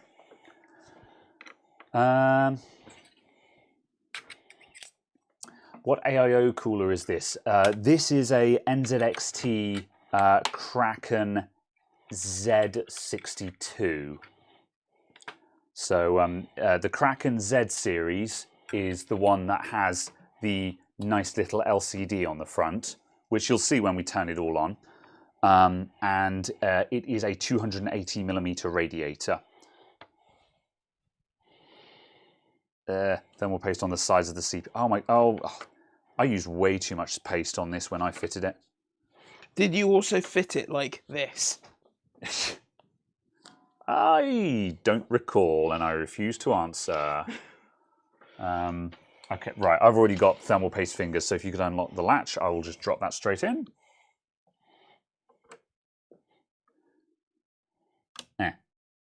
And take that, and I'm going to put that into this board. Well, that didn't feel very nice. I'm going to check that again. I think one of the pins is ever so slightly out of alignment on Yeah, it is. That's why that didn't feel very nice when that went in. It's not bent, but it's... There we go. Yeah, that was better. Harris, thank you for the fibre. Hi from the Isle of Skye. Where's the Isle of Skye again? I've heard of that. Scotland. Yes. I'm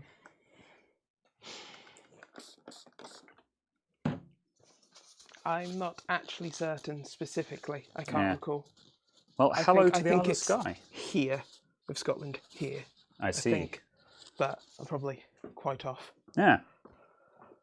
Well, hello. Thank you very much for the £5 super chat. How's it going, my dude? They filmed The Last Jedi there. Oh, interesting. Right. Thankfully, AMD have moved over to LGA now. Yeah, I think that's a good thing, broadly speaking. Like, for my opinion, I would be amazed to see PGA do DDR5. Yeah. Like, you just can't go through pins anymore. The impedance is too high, and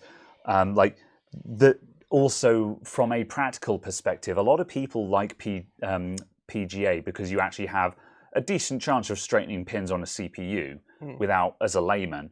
But the difference is that in almost all cases, your CPU costs more than your motherboard. So you always want the fragile bit to be on the cheaper component. So in almost all instances, it just makes, LGA does make more practical sense. You need the mounting for the AIO. My EIEIO. Sai, thank you for the £2. Hi from the Isle of somewhere else. You're on an isle of the UK, I guess, but...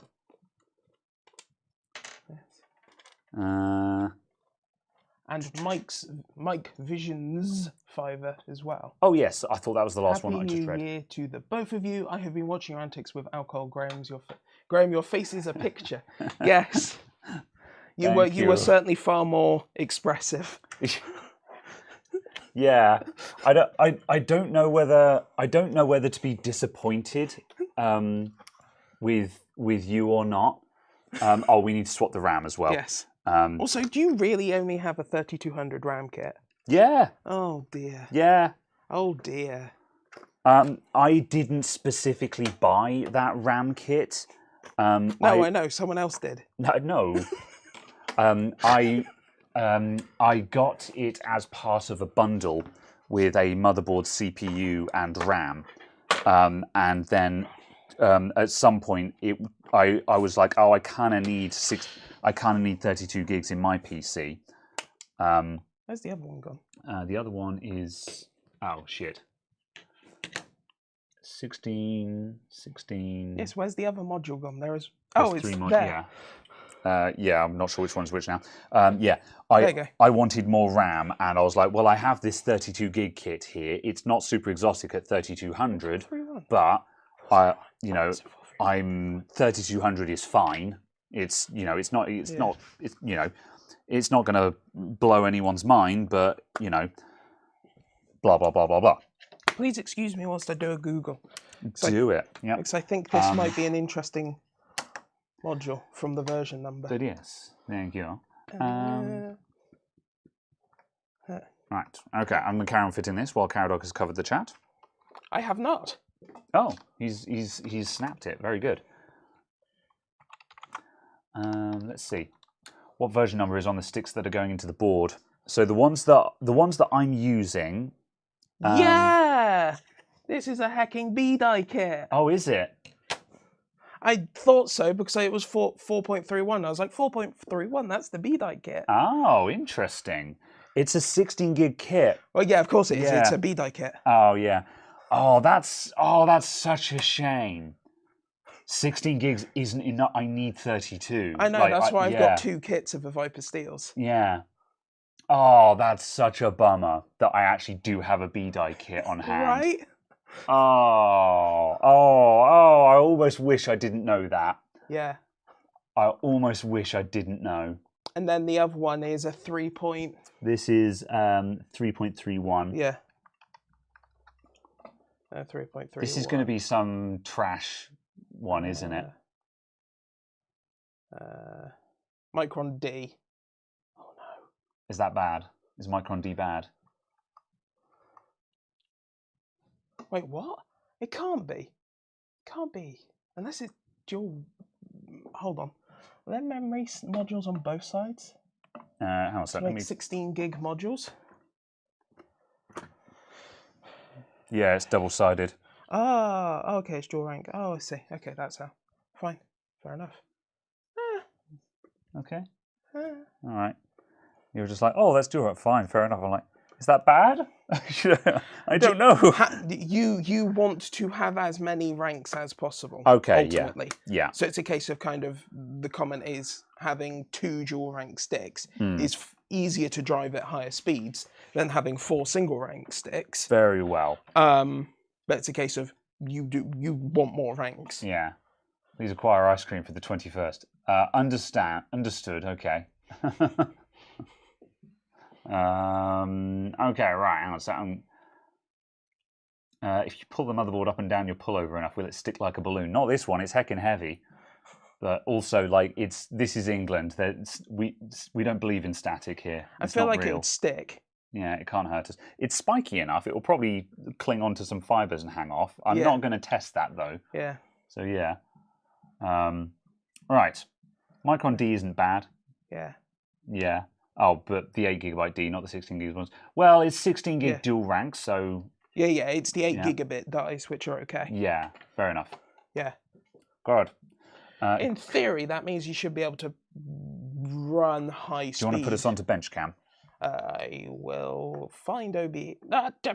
I will drag images all over the place and then go bench cam with face. Yeah, there we go. Ow. Just while I'm actually putting this in. There you go. Oh, heck. Back plate.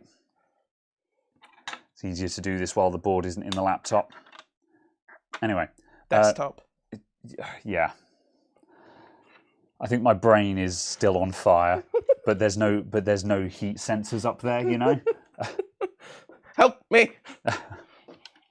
Just if you look into my ear with one of those doctor-looking ear things, you'll just see flames in there, you know. Doctor-looking ear things. Well, what would you call it? Wait, no, it's not an endoscope, is it? No, hold on. That's for looking down your throat. Yeah. I don't know. Doctor-looking ear thing. I feel like I'd have just gone for an ear scope. An ophthalmoscope. Yeah, that sounds about right. Henrik 2020. That sounds about right. Yeah. Katrina says, I don't take complaints about gravity seriously from people who don't even have boobs. That's a big burn. It's okay. I'll carry them. Caradog, no, you're not allowed to say that.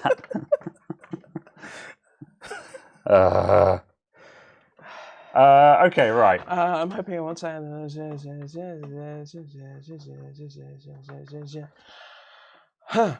Yes.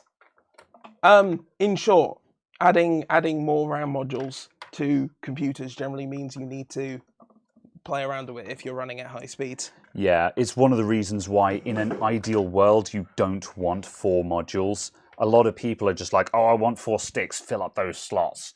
And it's like, that's generally a bad thing. It looks pretty, but in terms of actual performance, it makes it harder to get to high speeds. Yeah, absolutely. Am I just completely... Oh, yeah, like I'm half an inch out, that's why. I was thinking for a moment this motherboard was shorter than the old one. I'm like, how on earth is this motherboard smaller? How is that possible? So you know you were saying about let's build computers, how to build a computer. Mm-hmm. Well, refitting a motherboard while all of the wiring is in place is always a little bit, how are you doing?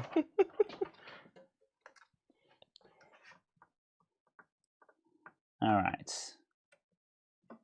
Let's build Confucius. What? Chris, are you okay? Chris, have you eaten anything since Christmas Day yet? Oh. Genuine concern. Yeah, well, Chris has been ill, hasn't he? Are you well again, Chris? Are you dying still? Are you dead? Let's Verge Computers April 1st video. Oh God. I feel like that's been riffed on enough. Yeah. I think we got our money's worth out of that meme. I mean, they'll never live it down, but Absolutely. there we go. That's not a super tidy extension. That, however, I remember when I was building this for the video, the problem. This is one of the Corsair PSU braided cables, so it's not an extension. Oh yeah, from the actual set. There's more than 24 wires there. There's double wires going to some of the pins. So of course I put in a 24-pin comb. It doesn't work because you've got multiple wires going to some of the things. So it's literally impossible for me to train this wire properly. Unless you have annoying. some 28-pin comb or something. Maybe, yeah. Like I haven't done any research to see if there's a solution to that, but yeah, these Corsair combs. I think it did, but they're horrid. They're like they're big square blocks. They look hideous. I mean, if they're only your training wheels. Well, you need to keep the combs in place, otherwise, just okay.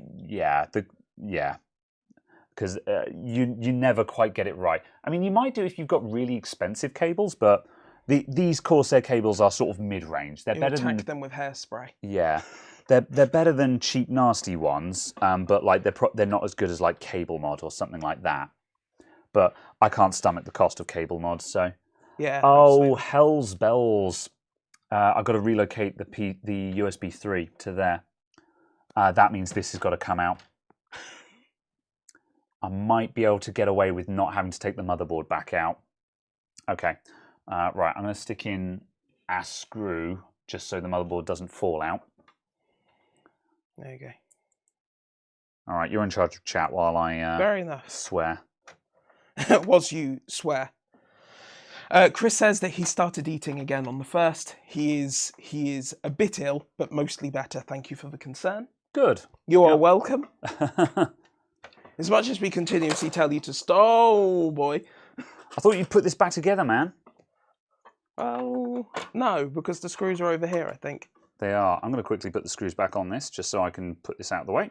Do you need these 2 silly little things? I will do, yes. Okay. Yes.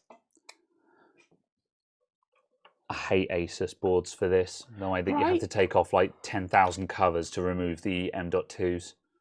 Although it's like that Sabertooth board. We took all the plastic off, and it's like, oh, look how much better it looks. Yeah, and it's the same with a lot of modern motherboards now, where they have covers over covers, and like just there's a lot of motherboards now where you cannot. Oh, can I have those two? I was going to give them to you, but then you reached. Did the old reach over? Or something? I don't know. Anyway, read the chat. Yes. I am. I'm just trying to see what JD's replying to, because he said 8 gigabit Rev B is 3200, 34, 33 die for the most part, and I'm just not entirely certain what that's in response to. And I'm just like, yes, RAM speed. Have we tested that the motherboard works? Yes, that's what the beginning of the stream was. Yeah. first hour of the stream or so was us testing a motherboard and then drinking a really dumb drink. Yes, which is tolerable, but not enjoyable. Yeah. Certainly interesting, though. Yeah, absolutely. The one good thing about both of these boards, though, is obviously they've got integrated I/O covers. Yeah. It's the fact that that isn't just standard on everything, but the cheapest of motherboards. Still amazed. Still Yeah. amazed. Yeah, absolutely. Let's sort those out in a minute, because I don't know if that's got to come out. Right. Jay. Asus, we have you covered. Yeah. Very good. Zing. Very good. It means I can't OC Graham's RAMs much. Well, you can once. As I said, anything can be overclocked once. It would be kind of funny for us to do some overclocking streams where we get just some grotty old hardware and just suicide run it. Yeah. And but the problem is though, the only hardware where we'd actually want to do that wouldn't have the means to overclock that hard. Probably not. That's the problem. Yeah. Anything that actually allows you to dial in big settings is generally nice hardware that you kind of don't want to blow up. So. Yeah, but it's like, well, I was going to say, it's mostly like the motherboard being good enough to support it. The motherboard's not going to be at risk of if you're putting high volts into parts usually. So it's a case of that side of it doesn't matter too much. We're going on an adventure. Hello. Yeah, we're going to side cam because I've got to redo some wires. Everything. The problem I've got at the moment is my USB 3.0 header is down here, and because it was going into the bottom of the board, and I now need it to go into the side of the board. So I've now got to take these fans out, which means I need to free up the wires to those fans so they've actually got the slack to come out. And yeah, this is I really didn't want to have to do this because, oh God, that means the front end has got to come out. Yeah, this is one of the weak points of this case is, although I've undone the screws for this bottom fan tray, the front fan assembly needs to move forward to clear it. So yeah, this is actually quite a hassle now. Everything must come apart. Yeah, like the Boxing Day sale, everything must go. Yeah. The Fractal Torrent is a very good-looking case with extremely good airflow, but it's actually astonishingly impractical. Also, just how do you have this much and this many long wires?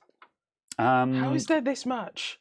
Yeah, the wires for the Fractal fans are just way too long. You have so much stuff. Yeah, this is this case and this build is extremely difficult to wire. This is busy as well. Yeah. Does this NZXT controller? Oh no, that's the one from your H500, isn't it? Yes. Yeah. To all intent and purpose, yes. There's a more complicated answer to that, but it may as well be. Very well. Yeah. Just for the interest of people, while I do this, actually, I'll just spin it around just so people can see the back wiring. Because Carol is going, That's a lot of stuff. So yeah, that's the wiring in this. So there's obviously a lot of power supply coming down here, but these are the fan cables for the bottom fans. You can see how much I've had to bury here, so there's RGB cabling and fan cabling buried in here, and then we've got RGB and fan for the front stuff as well. That's the fan and RGB controller. Then there's an extra 2 terabyte SSD up there as well, and then yeah, just there's a lot going on in this build. There is a lot of stuff in this. There is a surprising amount in this case, but also just the fan wires are just too long. I don't know what part of Fractal thought they needed to be that long. Also, shush, Spud. You may come and fix the spaghetti. Yeah. Or you may not comment on it. Heckin' Spud calls everyone's stuff spaghetti, but builds in the same cases day in, day out. Oh, thanks. I don't know. Oh, no, I'm not pulling out. I'm just pulling forward. Oh, I see. Yeah. Okay. I thought you were removing it. No.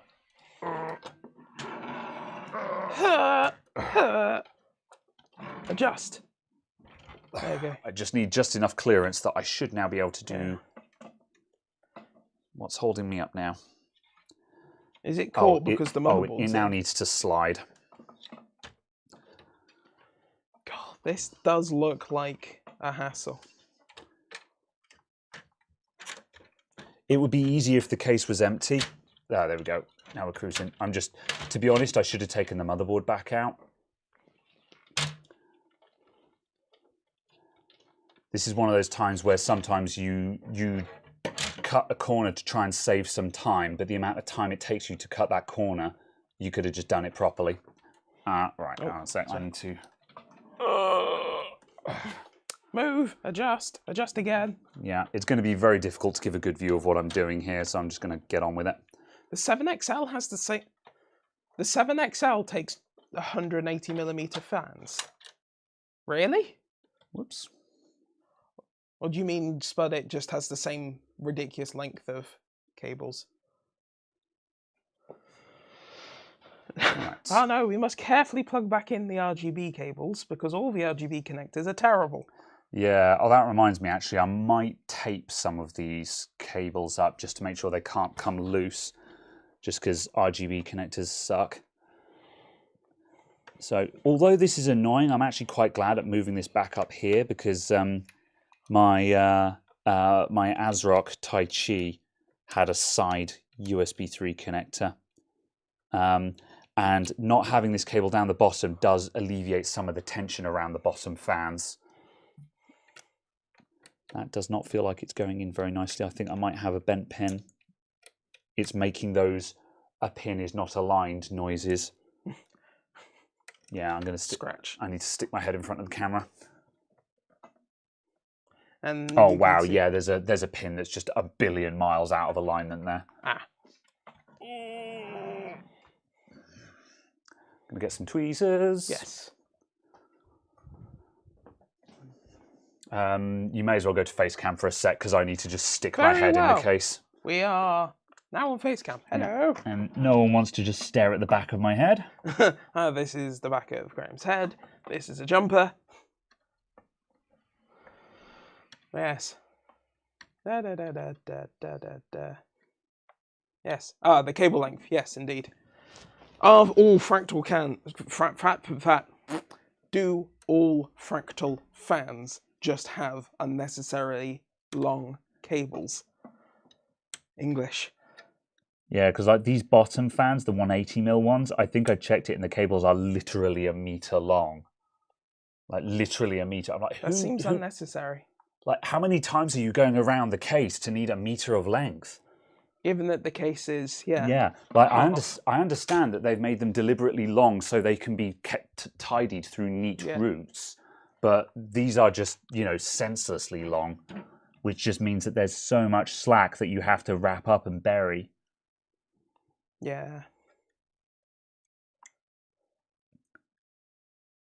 Oh, this pin is jammed right up against the plastic, and I'm like, this would have been a lot easier to deal with when the motherboard was out of the case. Should have taken the board back out. Okay, there we go. I just got it moving. Good job. Would it, in fact, be a case of just moving it out of the case? No, I think we're good. Right, I'm just going to try plugging that in again. How is my ARC holding up? I stopped using it just before Christmas, only because my computer that I was using it in was having odd issues, and I just wanted to be able to test whether it was the ARC or not that was causing the issues.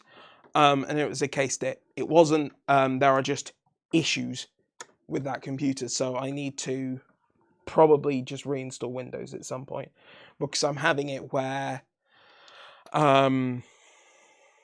Firefox, Chrome, Edge are just crashing out tabs saying that they're out of memory, or saying that they're out of range or something along those lines. So it's a case of just kind of that, and like remote desktop is being weird and deciding to kind of not load properly and just certain things like that. So it's a case of, yeah, stuff is just randomly hanging and crashing and so on. It's a case of, given how easy it is just to reinstall, it's a case that, yeah, I'll just reinstall and that'll fix the issue. I hate the 3.0 connector so much. I think it's in, but it feels really horrible. And I'm like, that doesn't feel right, but also this connector never feels right. Yeah. So we'll spin it up. If it doesn't work, then I can fix that off stream. All right. Just slot these back in and then we're back on track again. These fans should give me less trouble now that they don't have the USB 3.0 cable down there, which is... Do you need to line stuff up between gaps in fans? Yeah, there's a deliberate gap between these two fans, which was for the front panel cables to come out of. But once I've got the 3.0 cable in there as well, it became really cramped in there, which is why these bottom fans were a bit problematic. This should actually slot in without too much hassle now. Yeah, actually, that's just gone straight back in. Now now the big cable that was jamming it all up is gone and has been relocated. That makes an awful lot more sense. No, remote desktop, as in the thing bundled into Windows. Not TeamViewer or anything like that. Literal remote desktop, the program. Whoop. I'm just putting a single one in just to hold it in place at the moment. Yeah, no, that's fine. Here we go. Yeah. Wow, I was going to say, I always just reinstall. Oh no. Always just clean reinstall Windows. Ta-da, fixed. 'Cause it's a case of the recovery from that is just reinstalling Windows, install drivers. Oh, I think you got this knife under there. Ah, yes, that's not a good thing to have under there. Yep. Ah, you have a knife in your fans.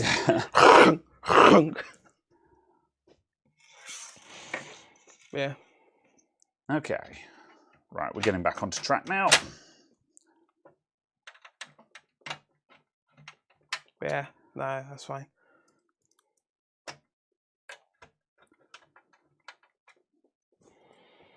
Yes, there we go. I'm a little bit disappointed in the front fans for this case because they're kind of noisy, basically. Oh. Even at minimum speed, they've just got quite a loud bearing noise.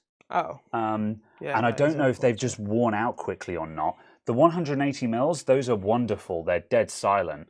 Whereas the front fans, even at 20%, which is as low as I'm able to run them without going into fan shutoff, they run at 600 RPM, and they're just not particularly quiet, you know. And so I've actually got them in start-stop mode at the moment, just so they will actually just stop when the computer is idle, just to reduce that idle noise. Because, you know, when I'm sitting and when I'm having my quiet mode at home, I was just like, why are you this loud? This computer should be literally inaudible, you know? So, yeah. Okay, right. I think we're ready to lay down again now. Whoop. There you go. Have you decided on changing your pricing for your services in the shop for 2023? Yeah, very loosely. My basic guide prices have all gone up. My basic guide prices have all gone up by a tenner. So, you know, my £50 service is now £60, unless it's like a really easy one kind of thing. Well, I think instead of having, I was doing just a flat fee and then like a board repair fee, which was fairly arbitrary depending on the difficulty of the job. I'm now doing sort of a 3-tiering structure, which I'm not publishing, so I can be loose about it. But again, it's a guideline in my head, which is there's now like easy jobs where it's just like just service the computer kind of thing is £50 as it was previously. And that's a price that hasn't changed in quite a few years. So I think that's fair. Then if it is any kind of sort of hardware job, so I'm going to do some hardware work on it and then it's going to need a service as well, it's now £60 labour. So I'm actually getting a bit more when I have to do a bit more. Yeah.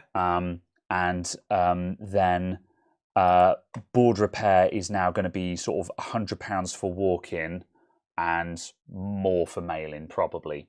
Yeah. Again, just guideline prices though, depending on difficulty. Yeah. So It's kind of going to, I guess, kind of to a degree, the board repair pricing is going to be variable dependent on how long it takes to actually do the board repair. Because if it's something where you can sit down and go, oh, I can't remember which Mac board it was that had the cap that died on the GPU. Yeah. And you're like, oh, it's that cap, off, on, ta-da, done. Yeah. Literal 10-minute job.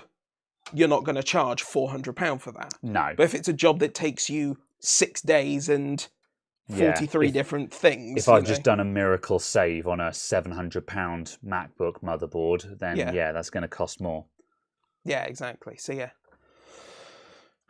But no, it's kind of difficult to obviously price that up. Yeah. And like mail-in is going to be more expensive as well because it's almost always had the easy stuff picked off. Yeah, mail-ins generally tend to be the harder ones, and also if it's a mail-in, then I'm under no obligation to be cheap because of my location. Whereas, you know, True. like, you know, if you go into London, they'll charge you £100 before they know what make the laptop is, because that's central London. Yeah, absolutely. Now, so why should it be that someone in London can post it down to me and pay half the price? You know, if you walk into the shop, you get it cheaper because it's less trouble for me. However, if you're posting it to me, it's going to cost you more because my location is no longer a disadvantage. Yeah. You know. Do you charge separately for the postage, or is that effectively included in that price? That price. Yeah, technically it's separate. However, like for example, but it depends on the ease and things like that. Like if it's a simple MacBook and it's like lob it in the box, it's going to cost 12 quid to post. I'll probably just bundle that into the cost.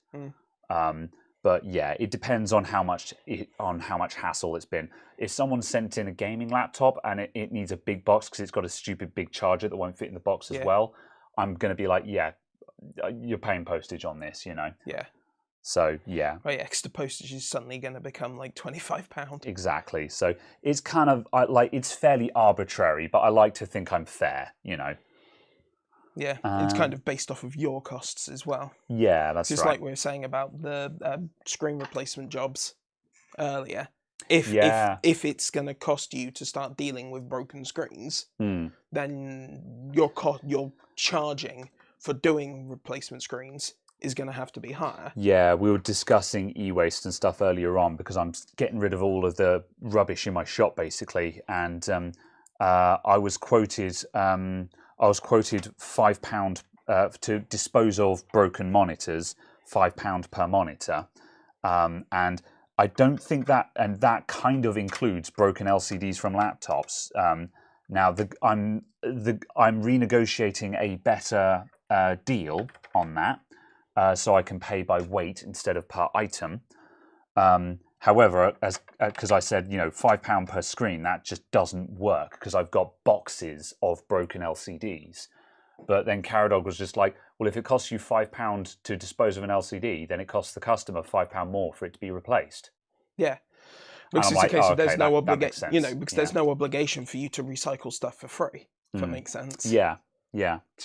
That's just part of the cost of the repair then. Yeah. You know. I mean, yes, you have to recycle stuff for free, but it's also a case of, well, my job prices are now higher. Yeah.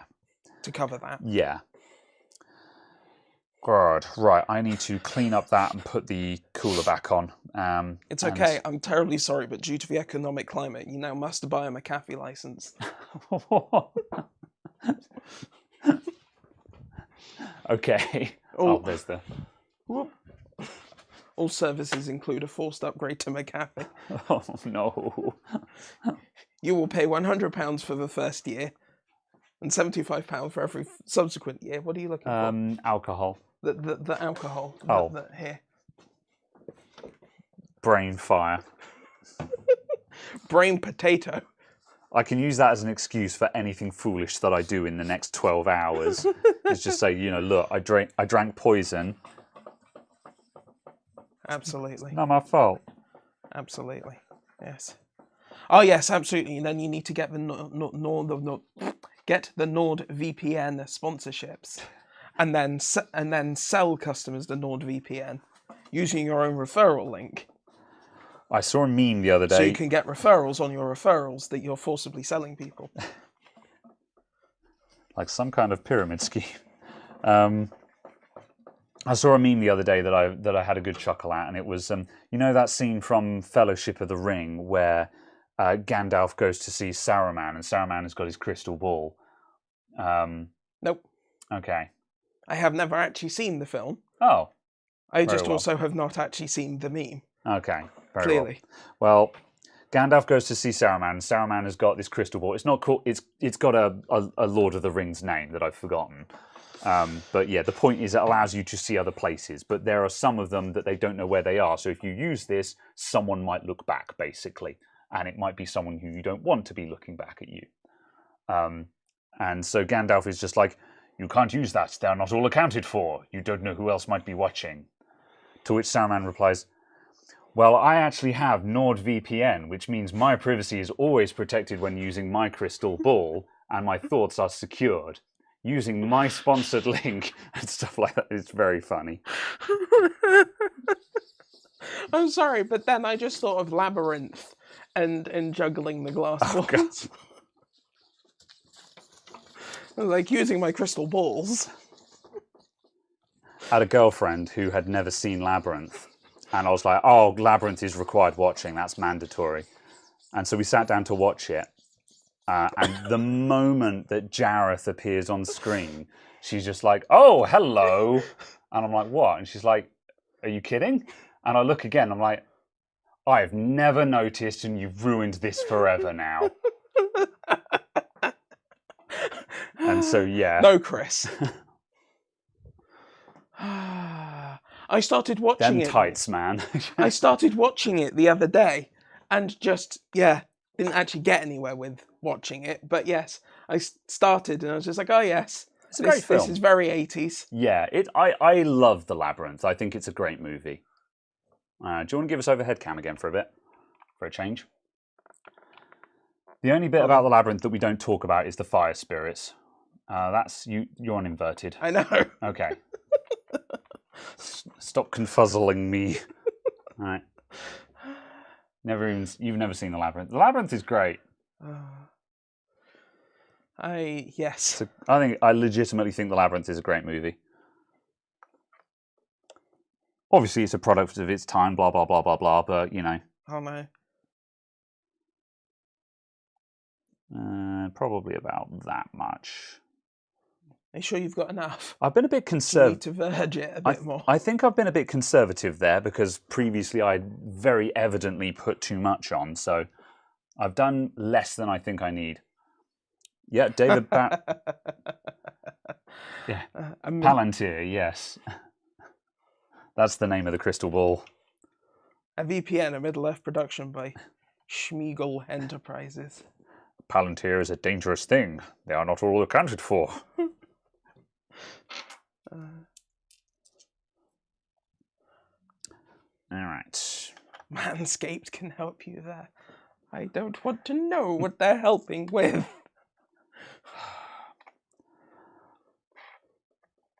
Part of me is just like, see, whenever I see like one of the big sponsorships sort of doing the rounds, because you know how just someone will start a sponsorship campaign and suddenly all of the channels you watch seem to have that sponsorship kind of thing. I always ponder, what would I do if they offered me, you know, like, would I take that sponsorship? How much am I worth? Well, it's more a case of like, heckin' Manscaped, man, when they talk about their lawnmowers and their ball washing fluids and stuff like that. And I'm like, I don't know if I could do it with a straight face. Like, I'm sure that health down there is very important, but I don't know if I can sell that product with a straight face without just being like, my balls are healthier than ever before, you know. They have never been so tickled. I don't know if I can do it. Have me sell it. No. Hi, I'm Caradog. You may have seen me from Two Guys Talk Tech. No, it's not Al Harrington, is it? It's Oh, I know who you're talking about, and I've forgotten it as well. I've forgotten the character's name from The Simpsons who says that. Oh, oh no. No, someone help. Who's the Simpsons guy that sells everything? Troy McClure. Yes. Hi, I'm Troy McClure. You may remember me from such movies as Who Stars in This Movie Again? Sorry, who stars or who starves? Who starred? That's not a real quote. I just couldn't remember a good one. Right, I think I'm nearly there. Which is the CPU? Sure, back and sides on your balls. Oh no. Concern. Right. But yes. Graphics card in, and I think we're done. You do need to do sponsor reads in your videos. Just for your own stuff. Yeah, yes, I do. I need to get some stuff that I can do reads for. Well, just, I stream on Twitch. I have a Twitter. Oh, that's true, yeah, just for practice and stuff, yeah, that's just so a good you're shout. kind of in the habit of recording it and also in the habit of editing it and so on. And also it gets the audience more accustomed to that interruption, if you see what I mean.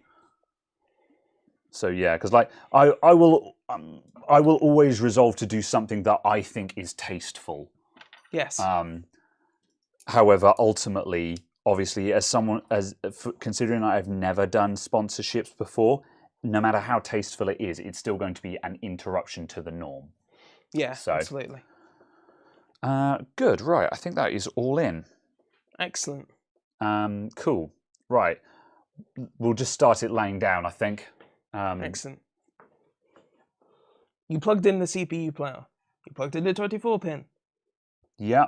And the old adage, don't look at what's there, look at what you have left.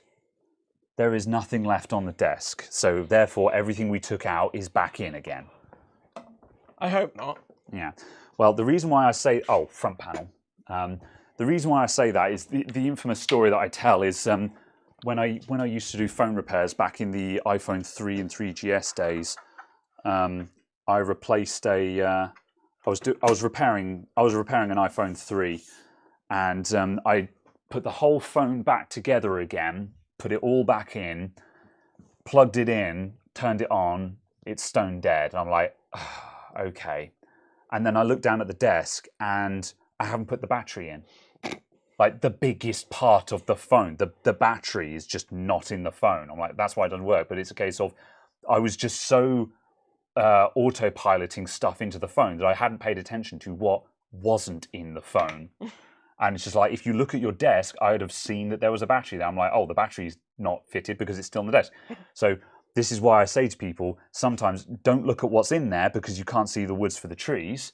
Look at what's left on the desk. If you've run out of parts, it must all be in there, right? So, but it was also just a statement of, I hope we haven't put the motherboard that came in back in. Yes. Do we overclock the RAM now? Maybe. It would be interesting to have a look at that. Although I don't think we're going to get terribly far, but it'll be interesting. Yeah. I'm interested for you to have a look at that. What's the timer on? 2 hours 8 minutes. Yeah, we'll have a tinker. A quick look. Okay, right. Power at the back. Hood me. And the keyboard and the mouse. The dongle. Right. Okay, there's no reason why this shouldn't work now. So I'm gonna hit the button. Power on. Engage. All right, that doesn't mean anything. We changed the CPU. Okay, that's more concerning. One more try. No, that's not happy. Something's wrong. Okay. All right. What? That is very what, though, isn't it? Yeah, well, that's quarter fan spin. Is the term for that, where your fans spin for a quarter of a second. I'm going to take the graphics card out first, just because that's the known fault with this motherboard. I'm also suspicious of that USB 3.0 header that could have a short circuit. Oh, clear CMOS. Ooh, yeah, maybe. Shouldn't need to, but... I would just double check the slot. just because we know that's got an issue. Yeah, I'm going to start with the slot. Power on at the back. Give it a sec.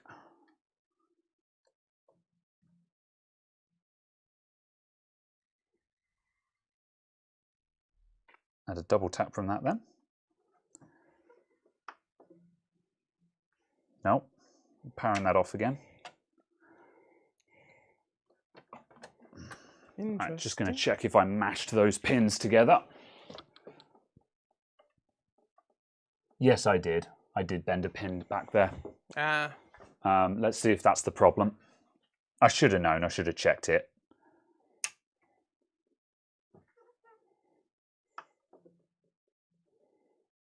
That's not it, though, apparently.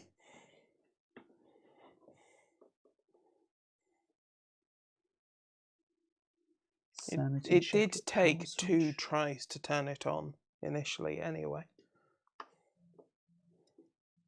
Yeah. That's really odd, but like that double flash then, that's really odd behavior. Okay, well, CMOS reset. BIOS, clear CMOS. 1, 2, 3, release. Oh, yeah, the light went off and on. Yeah, all right. How bizarre. Yep. That got quite unhappy then. Yeah, golf clap to the people who said CMOS reset. Yeah, I'm surprised that didn't straighten. I mean, it's got a different.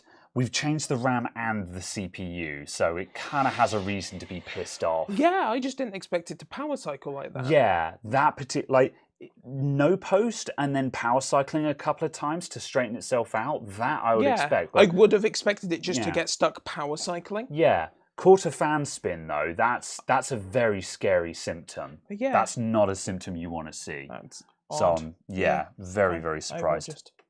Yeah, that's right. So we now require a debending and a GPUing. Yeah. I might leave that. Yeah, let me have a quick look. Do you want to rotate the case? Yeah. There you go. Old man noises. No, you.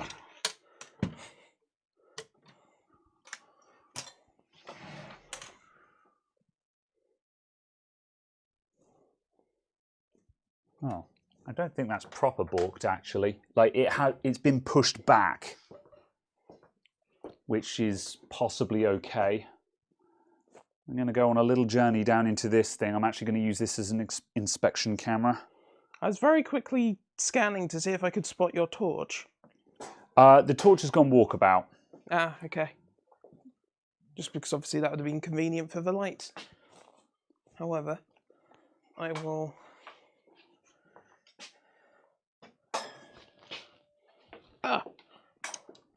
Right, I'm going to adjust the focus while I look in. Oh no, that is bent. Yeah, that's bent down at the back, I think. Top right pin. Okay. Yeah. Yeah, okay. I don't think I can do that without taking the board out. Let's come back out from that. Bang. All right, yeah, I think that's going to be a board out job, which is annoying. However, most of the time we just spent on this was, I might be able to do it without that. Most of the time was spent having to relocate that sodding USB 3 cable, so we might not be completely knackered. I'm just annoyed that we spent quite a while there, and I might have to redo stuff again. Easy fix once it's back out. Yeah, I'll take it out. Oh dear. Yeah.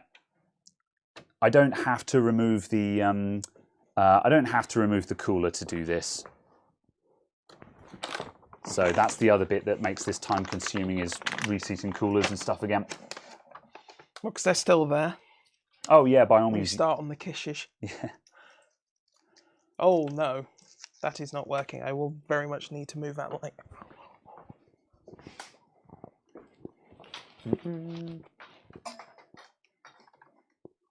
Right, I'm going to go to face cam for now, just because this is stuff we've seen before. Oh no! There we go. Right, I'll put you on that side again and while I sort my life out. Yeah, I was just shuffling stuff across the bench.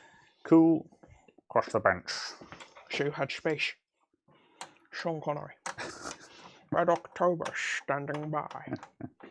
Simply Red standing by. Still funny. Yes.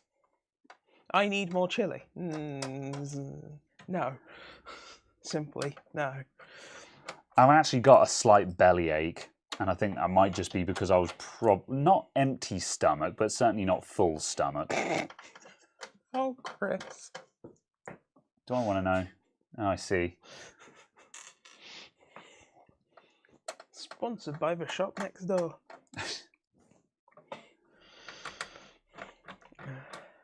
Yes. Instinct in such a case is unreliable, but hey. There we go. Oh, 24 pin. Ah, yes. There we go. There you go. Oh, what's hanging on? It's that. Okay. Oh, yes. It's the other cables. All right, that should be enough. So I've still got the... Actually, I can probably do that. There we go. That gives me easy access. That just did not want to go into the connector. Okay, that's probably still salvageable. Oh, yes. This is now actually my USB 2 front panel connector. Yeah. Well, I do use the top USB ports, so I very much want this working. Yeah. Right, I'll adjust the cam, then people can see. Do you actually only have one USB 3 on there? Yeah, there's only a single one. Huh. Yeah, because, I mean, the problem is this connector only carries one port. I just thought, no, I just thought you'd have had two of these. Oh, I see, yeah. Yeah, I think there isn't, just because it's got a shit ton at the back.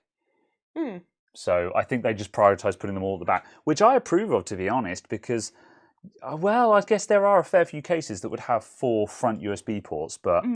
Or, well, I don't know. more just in a case of having one there and one there, and then saying use one of these. Oh, right, yeah, that makes sense. Yeah. This was in no way remotely aligned. Yeah. Is it worth putting one of the little, like, right-angle blocks or something in there, just so you never need to unplug it? That will give me terrible clearance to basically everything. Ah, okay. That's unfortunate. Yeah, I think just the pin just wasn't straight enough in the first place. Once I've plugged something in once, it will be fine, because a plug going in once will just completely straighten the pin. Yeah. So yeah, you've just got to get it right once, and then you're laughing. I was just thinking, you know, kind of from a perspective of just moving stuff around again. Yeah. Yeah.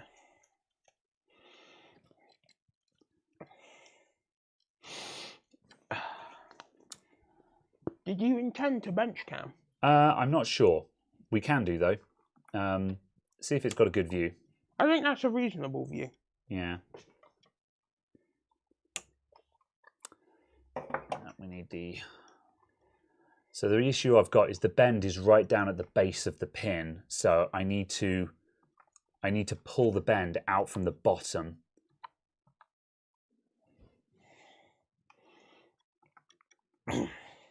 So I might need to make this worse before I make it better.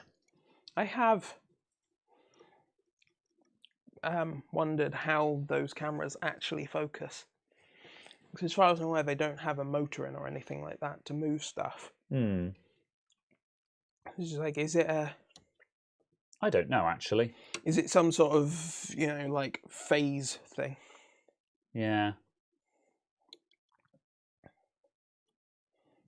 Might be like just magnets kind of thing. Magnets! How do they work? Yeah. Next week on Two Guys Talk Tech, replacing a USB 3 header on my motherboard. Content. It's okay. I have a mini heater now.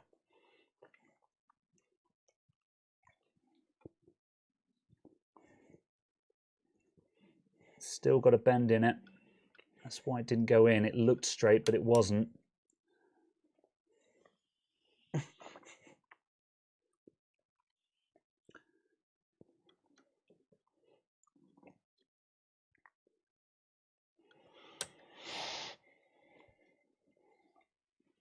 I'm not going to lie, the sounds don't sound particularly good.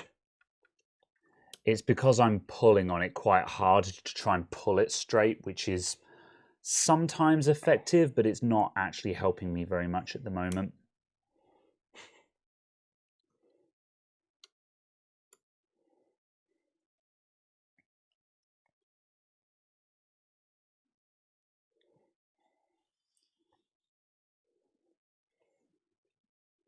Problem is I can't see the base of the pin properly. Let's just put that one straight again. That looks like it's straight, but I can see that the pin is bent, which means as soon as I try and plug something into it, it's just going to flatten again. Hang on a sec, I'm going to need to move the camera. Is it worth using longer, narrower tweezers to just go in on the top of the pin and just grab all the way to the base and just... No, because these are one of the stronger pairs that I have, and anything else, the tweezers themselves will just bend. Mm.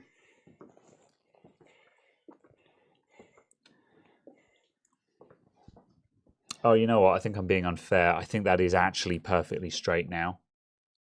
And I'm just going cross-eyed. I am, in fact, cross-eyed. Yeah, okay. Let's do a test fit.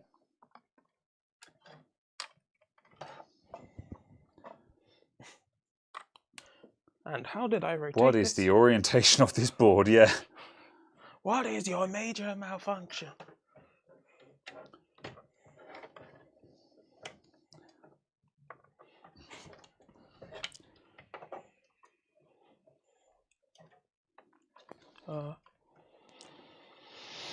So yeah, the other thing I guess as well you could use is like a Stanley blade or the... I have never seen X-Acto written as a word, and I was like, Chateau? Yeah. Well, it's a brand name of craft knife in the US, I believe, which is why they call it an X-Acto knife. I just call it a craft knife because it's not technically a scalpel, because a scalpel is like obviously a completely different class of sharpness and size. X-Acto, exactly. X-Acto. Right. Okay. Let's. For fuck's sake, Chris. Let's plug this in and see how it feels.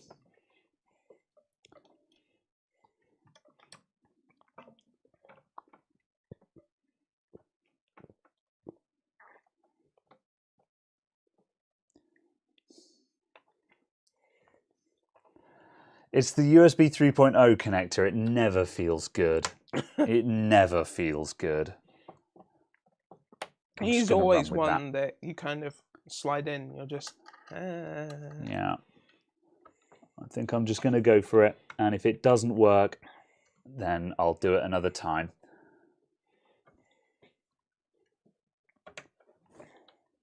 All right. Ba-bam. SATA. Front panels. USB. Oh, where's my front panel? Oh, darn. In heck.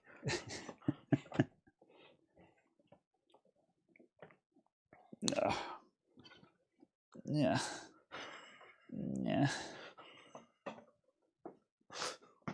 Yeah. Please stop. Yeah. Okay. I thought you said you wanted this to be a respectable production. Or have you actually given up on those?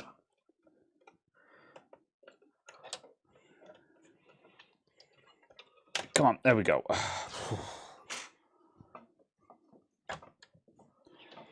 Front panel. All right. Given how large this case is, I am unimpressed by how Tetris it See what I sounds. mean? See what I mean? This is ridiculous. Yeah.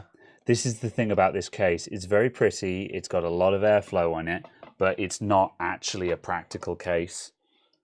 If you're, like if it's a big case, and if you're buying this thinking, oh, it's a big case, it'll be easy to build in loads of space. No, you got the wrong case. Yeah, I would genuinely get annoyed with that. I mean, I don't tear this thing down and build it every other week, so it's fine. No, However, just as a concept. Yeah, but let me put it this way, is if I knew about it what I know now, I probably wouldn't buy it. Now, that's not to say that I dislike it enough to change it, because like I could buy any case I wanted. I can, if I wanted a big case, I would be looking at either a Landcool 3 or a Fantex P500 or something like that. Yeah. Can you take this mesh off without? Yes, the front panel comes off and then it slides out the front. Of course. So yeah. So yeah, as I say, it's this case hasn't changed my world. But on the flip side, though, if you like it because you love the way it looks, and you're expecting a show PC case, that's what you're getting with this. Yeah. It's a boutique case. That's the thing here. If you actually want a very practical, high utility case, this is not the case for you. Cannot stress that enough. I think it's why I'm still getting on with my 750. Yeah, because that's a high utility case, isn't it? The only thing I need is front Type C, really. Yeah, the P500 is a dream to build. Yeah, I've only done one P500 build, but I liked it very much. And it's a surprisingly not very common case to my knowledge as well. Yeah. So I was just thinking, and yes, on the 750D, you can brutalize a full 20mm AIO into it. Yes. Sweating profusely, yeah. All right, okay, let's go for... I'm sure putting someone off of ever having an AIO. Yeah, I seem to remember there were a couple of people in the chat that were just like, this is why I don't like AIOs. And we're like, this is not how it's supposed to be. This AIO does not actually fit in this case. Yeah. I am just making it This fit. is not representative. Normally it's very much, ha, ta-da.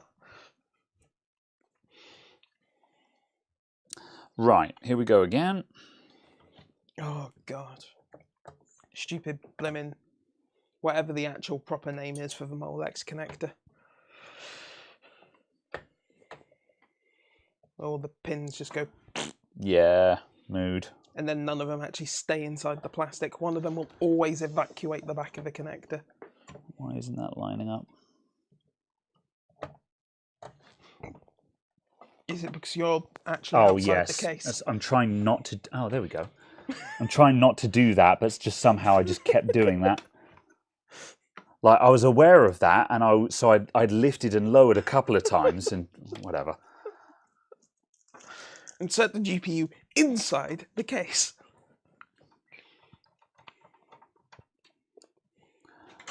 Good.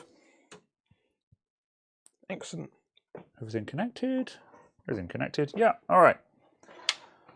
All right, let's go again. So, should be good now because we resolved the no post issue.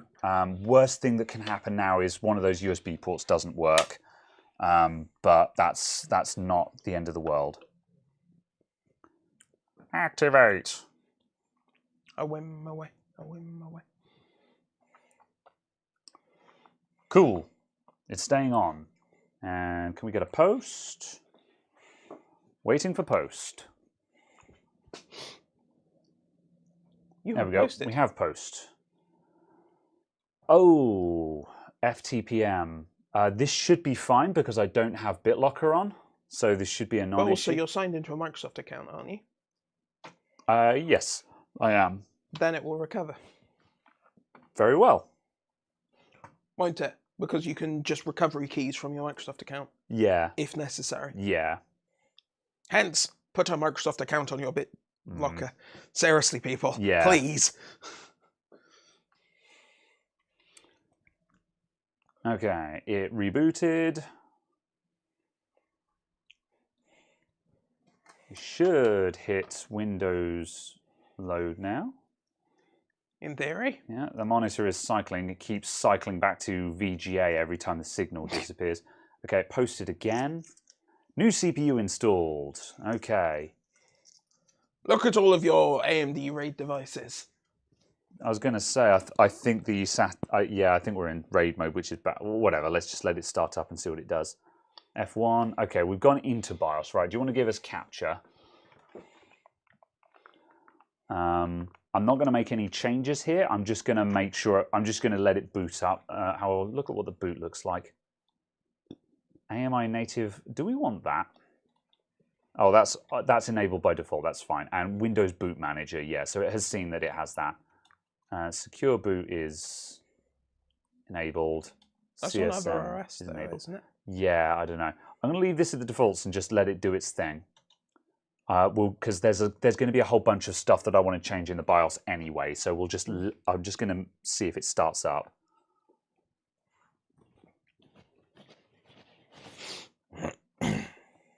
Stop switching to analog. Auto. Oh, Damn you, you useless monitor. Whatever. Okay. Magic angle on. Did it. However, we are booting Windows. Good. Excellent. I am pleased your angles are magical. Getting devices. All right. Your devices are ready.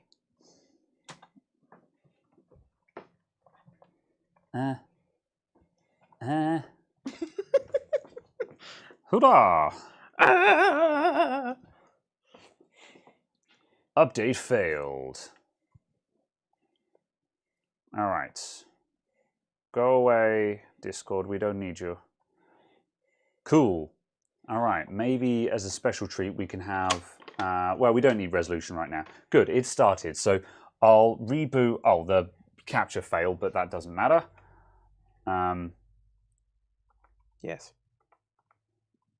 Good. There we go. So we hit the desktop. Yeah. All right. So I'll reboot back into... I'll reboot back into BIOS now. So let's restart. And now we can tweak some BIOS settings.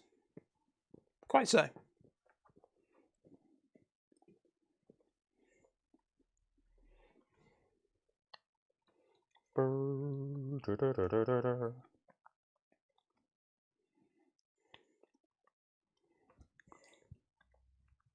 Is that actually the GPU temperature that it's reporting on there? Yes, but only when cam is running. Now cam is not running. This is not reporting anymore. However, yes, while cam is running, the Kraken does actually show GPU temperature. So, right, okay, so let's see. We want DOCP. So we'll run that. I'll leave I'll put in what I normally run first. Then, oh, it's not in here. CPU. Oh, it's probably no, it's further back. AMD. You also want to overclocking. I was going to say you also want to put SVM on, won't you? Is SVM off by default? Yeah. Where's that found? The previous menu you were in. Go up, back a bit, and up a bit. And you want CPU configuration. And then SVM. Oh yeah, what's SVM? Virtualization. Oh, of course it is. Yes, yes, I do want that. Yep. Yes. Cool. Right. Where was I? AMD overclocking. Accept. So I usually have a... oops, advanced. There we go. I usually have a slight curve optimizer dialed in. I just have a fairly gentle one, and I usually dial in just a -10 on that. And that's just adding in just a little bit of undervolt across the voltage curve, which just brings down the temperature a little bit. Oh, I don't want to save and reset quite yet. Do you want to disable legacy and CSM and stuff? Boot. Yes. Right, that's fine. Then boot, CSM, we don't want that.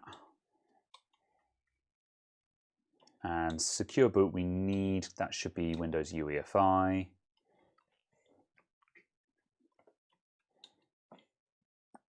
Those other boot priorities will disappear on the next reboot because it's getting that from CSM. Boot configuration, that's all fine, I don't care. Then another thing I want to change, I want ERP turned on. Where's ERP? That's probably in USB. No. Where do they put onboard device configuration? Oh yeah. USB power off. USB power delivery There in. we go. You want that enabled or I disabled? want that disabled. I want my USB stuff to switch off when the computer is off, because where I have a lot of USB stuff plugged in, there are various things that just don't. Like, for example, I've got a little side screen that is USB powered and it doesn't power off with no signal. So I want my USB port to turn off when the computer turns off, so that screen turns off, and yeah, stuff like that. So it's often known as ERP ready, which is a power saving mode. However, in this they've just called it that. Fine. I think that's about it, isn't it, for the basic one? So I'm going to run that through. So we'll save and quit, and I'll OK that. Take it round again, and we'll just do a quick sanity check, and then we'll just have a look if there's any other tweaks we can do. Capture has fallen over again and missed most of that. Thanks, Capture. Yeah. Hold on. There you go. Yeah, that's kind of annoying. Everyone just missed half of the settings we changed. Oh well. At least you were speaking out loud. Yeah. All right. Patow. Groovy. Right. Update failed. Let's just make sure that we've got. Start off. Just make sure that we've got XMP and stuff. Basically, I'm just getting to the rough baseline of where I would normally run this. Memory. Right. 32 gigs of memory. Speed 3200. Good. That's fine. Why is that so compressed? It's because I think scaling is on something astronomically high. The capture card makes Windows think it needs a lot of scaling. Yeah, it's at 150%. And the capture has fallen over again. But fine. Actually, shall I just hot plug the capture card? Sure.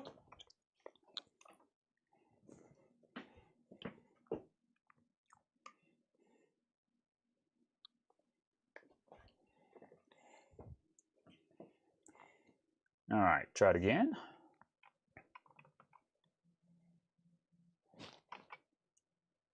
Oops, I double tapped. There we go. All right, let's see how that does.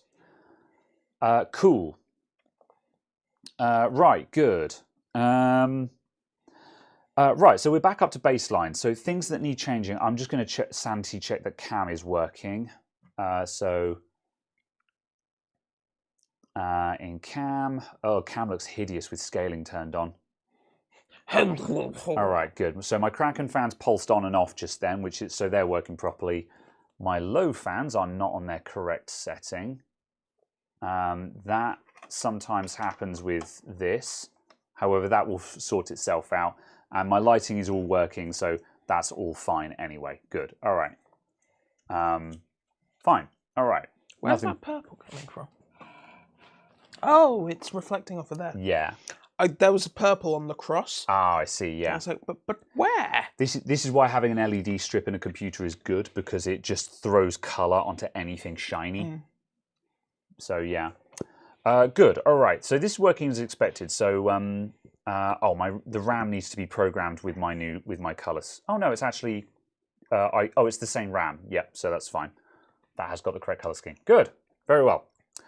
Good. Okay, so the only thing left to do now is have a fiddle with the RAM, I guess, and just see. Just see if we can dial anything out of that. I'm just interested to know if the RAM is if there's some free speed, or also the other thing as well is that I'm conscious of is people have pointed out before that some memory kits just have really terrible XMP timings in them. So what I want to check is basically I just want to make sure that I don't have really dumb timings. So I'm not worried. Like, this is not a super fast kit. We've already established that. But it would just be nice to know that it doesn't have just really dumb timings on it. So, groovy. So yeah, with that being the case, I guess we'll swap places and you can have a look. Yes. So yeah. All right.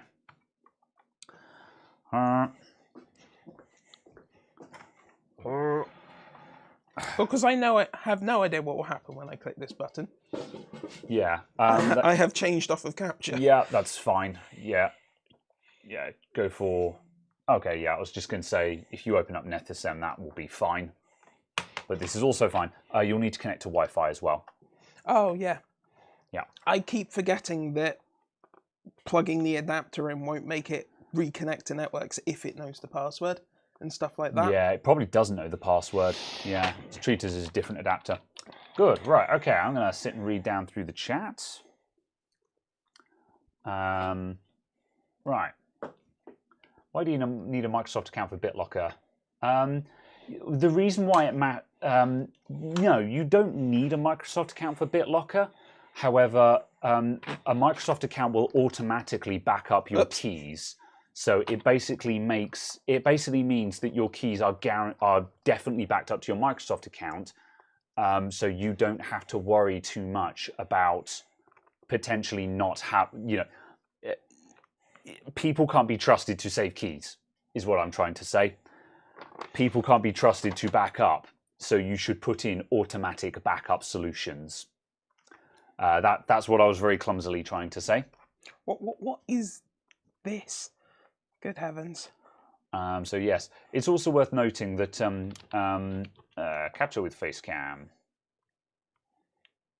Yeah, it's also worth noting that if you see any weirdness with how my start bar behaves, keep in mind I'm running a very heavily customized start bar on Windows 11 because I've been trying to go for a balance of Windows 11 plus some extras. Oh no! Oh well. Expand to desktop. So yeah, I can't remember the name of the thing that I use, but I have a mod installed that allows me to do Windows 11 start bar with all of the Windows 10 functionality built back into it.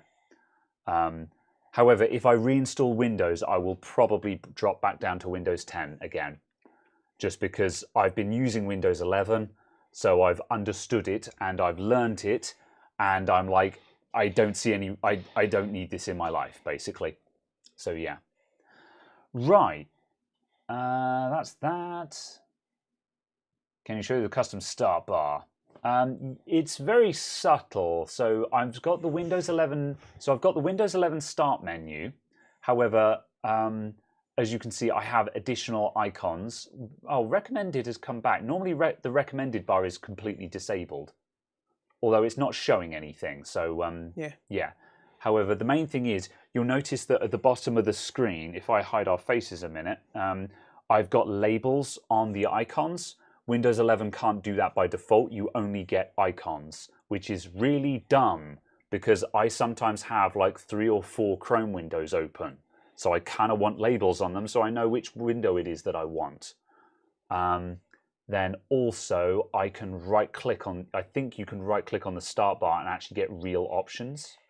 Yeah, I can right-click on my taskbar and get real options, including Task Manager and stuff like that, which 11 doesn't do by default. I've also got Show All Icons in the System tray, which Windows 11 can't do by default. So these are all, and there's a dozen other small modifications I've got turned on. And so, yeah, I had to modify it to get it to the point where I was happy with it. And obviously, it's kind of the issue of if you have to customize it a whole bunch to make it behave like Windows 10, maybe you should just run Windows 10. And I wanted to get used to Windows 11. I wanted to get used to it because there are loads of people that there are loads of people that were like, oh, I have Windows Classic start menu and stuff like that. And I'm like, well, then why don't you use that version of Windows and stuff like that? So I wanted to get used to the Windows 11 stock configuration, but it is just so nerfed. It's incredibly frustrating. There's just so many quick shortcuts everywhere that have just been removed for no reason at all. It's little things. Some of them are coming back in. Like you can right-click on the. I believe in the latest version of Windows 11, you can right-click on the start bar and have Task Manager again. But like they had to add that back in after how many months has 11 been out for now? You know, it's just. And it's a shame because I like the Windows 11 styling. I like the theming of it. But yeah. Basically, unless you specifically want 11, it's just not worth it. So yeah. Oh, while you're in here, do you want to check? Do you want to make sure that resizable bar is turned on as well? Because I'll forget.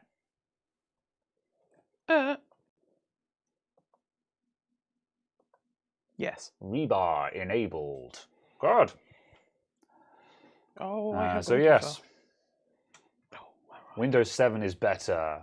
It's also over a decade old. It's not a viable system.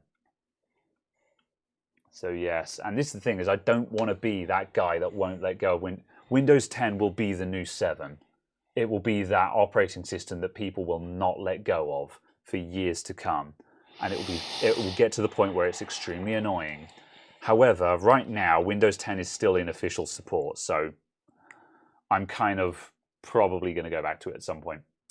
Right. Oh, capture is indeed broken again. Bam. 7 was actually good, yes. 7 was very good for its time. But I can't imagine how horrid it would be to go back to it now. yeah, Windows 7 is now over a decade old. Just no. It's no longer viable. So yeah. What the hell is VDDIO called on Asus boards? I don't know. So, what have you done so far while I've been waffling? I have been trying to find VDDIO. Or should I say... Hold on. Is that the one I'm looking for? No, VDD18. Which might be... VDDG, yeah. Basically, it's a case of... it's a voltage that can help with Infinity Fabric stability. And I just wanted to make sure that it was actually at 1.8. Okay. As opposed to something lower. Very well. I have set the SoC voltage manually to 1.125, which is slightly higher than the Asus default, apparently, of 0.992. SoC can go up to 2.1. Really? Sorry, 1.21. Right. Sorry, 1.21. Yeah, it can go up to about 1.21. You won't get anything for going over 1.21. Yeah. Other than a dead SoC. Yes. So 1.125 is still quite conservative then. Yeah, absolutely. Yeah. Gigabyte boards boot 1.2. Oh, really? Stock. Yeah. So yeah. But yeah, I've just changed that and then changed that to just 3400. Okay. Yeah. So just see, yeah. So you've given it a bit more volts, and you're just going to see if you can just go up a step. Yeah, basically. And if it posts, I'm literally just going to go to 3422, 34, whatever it is, whatever the next one is. It's one step up. 3400 is a weird value for RAM, isn't it? Or one of. Well, yeah, RAM, it just does. It just doesn't get made. Yeah, stuff doesn't get binned for it. Sorry. Yeah, there's a weird division around there. I think. Yeah, that posted, so it's fine. So yeah.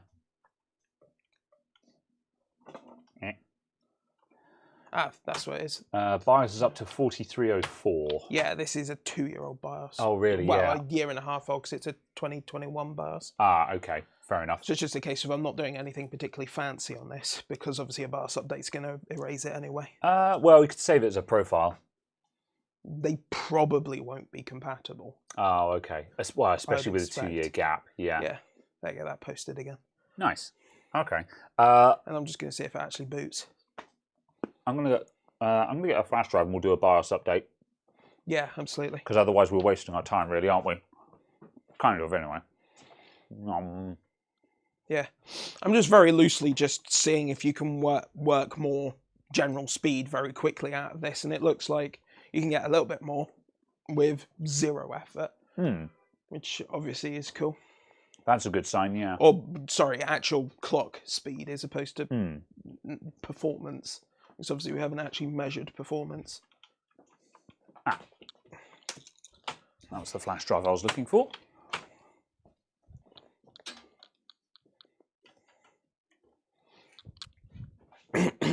I'm sure I'm not actually stability testing it, but I'm just seeing if it posts and gets to Windows. That gives an idea. Yes.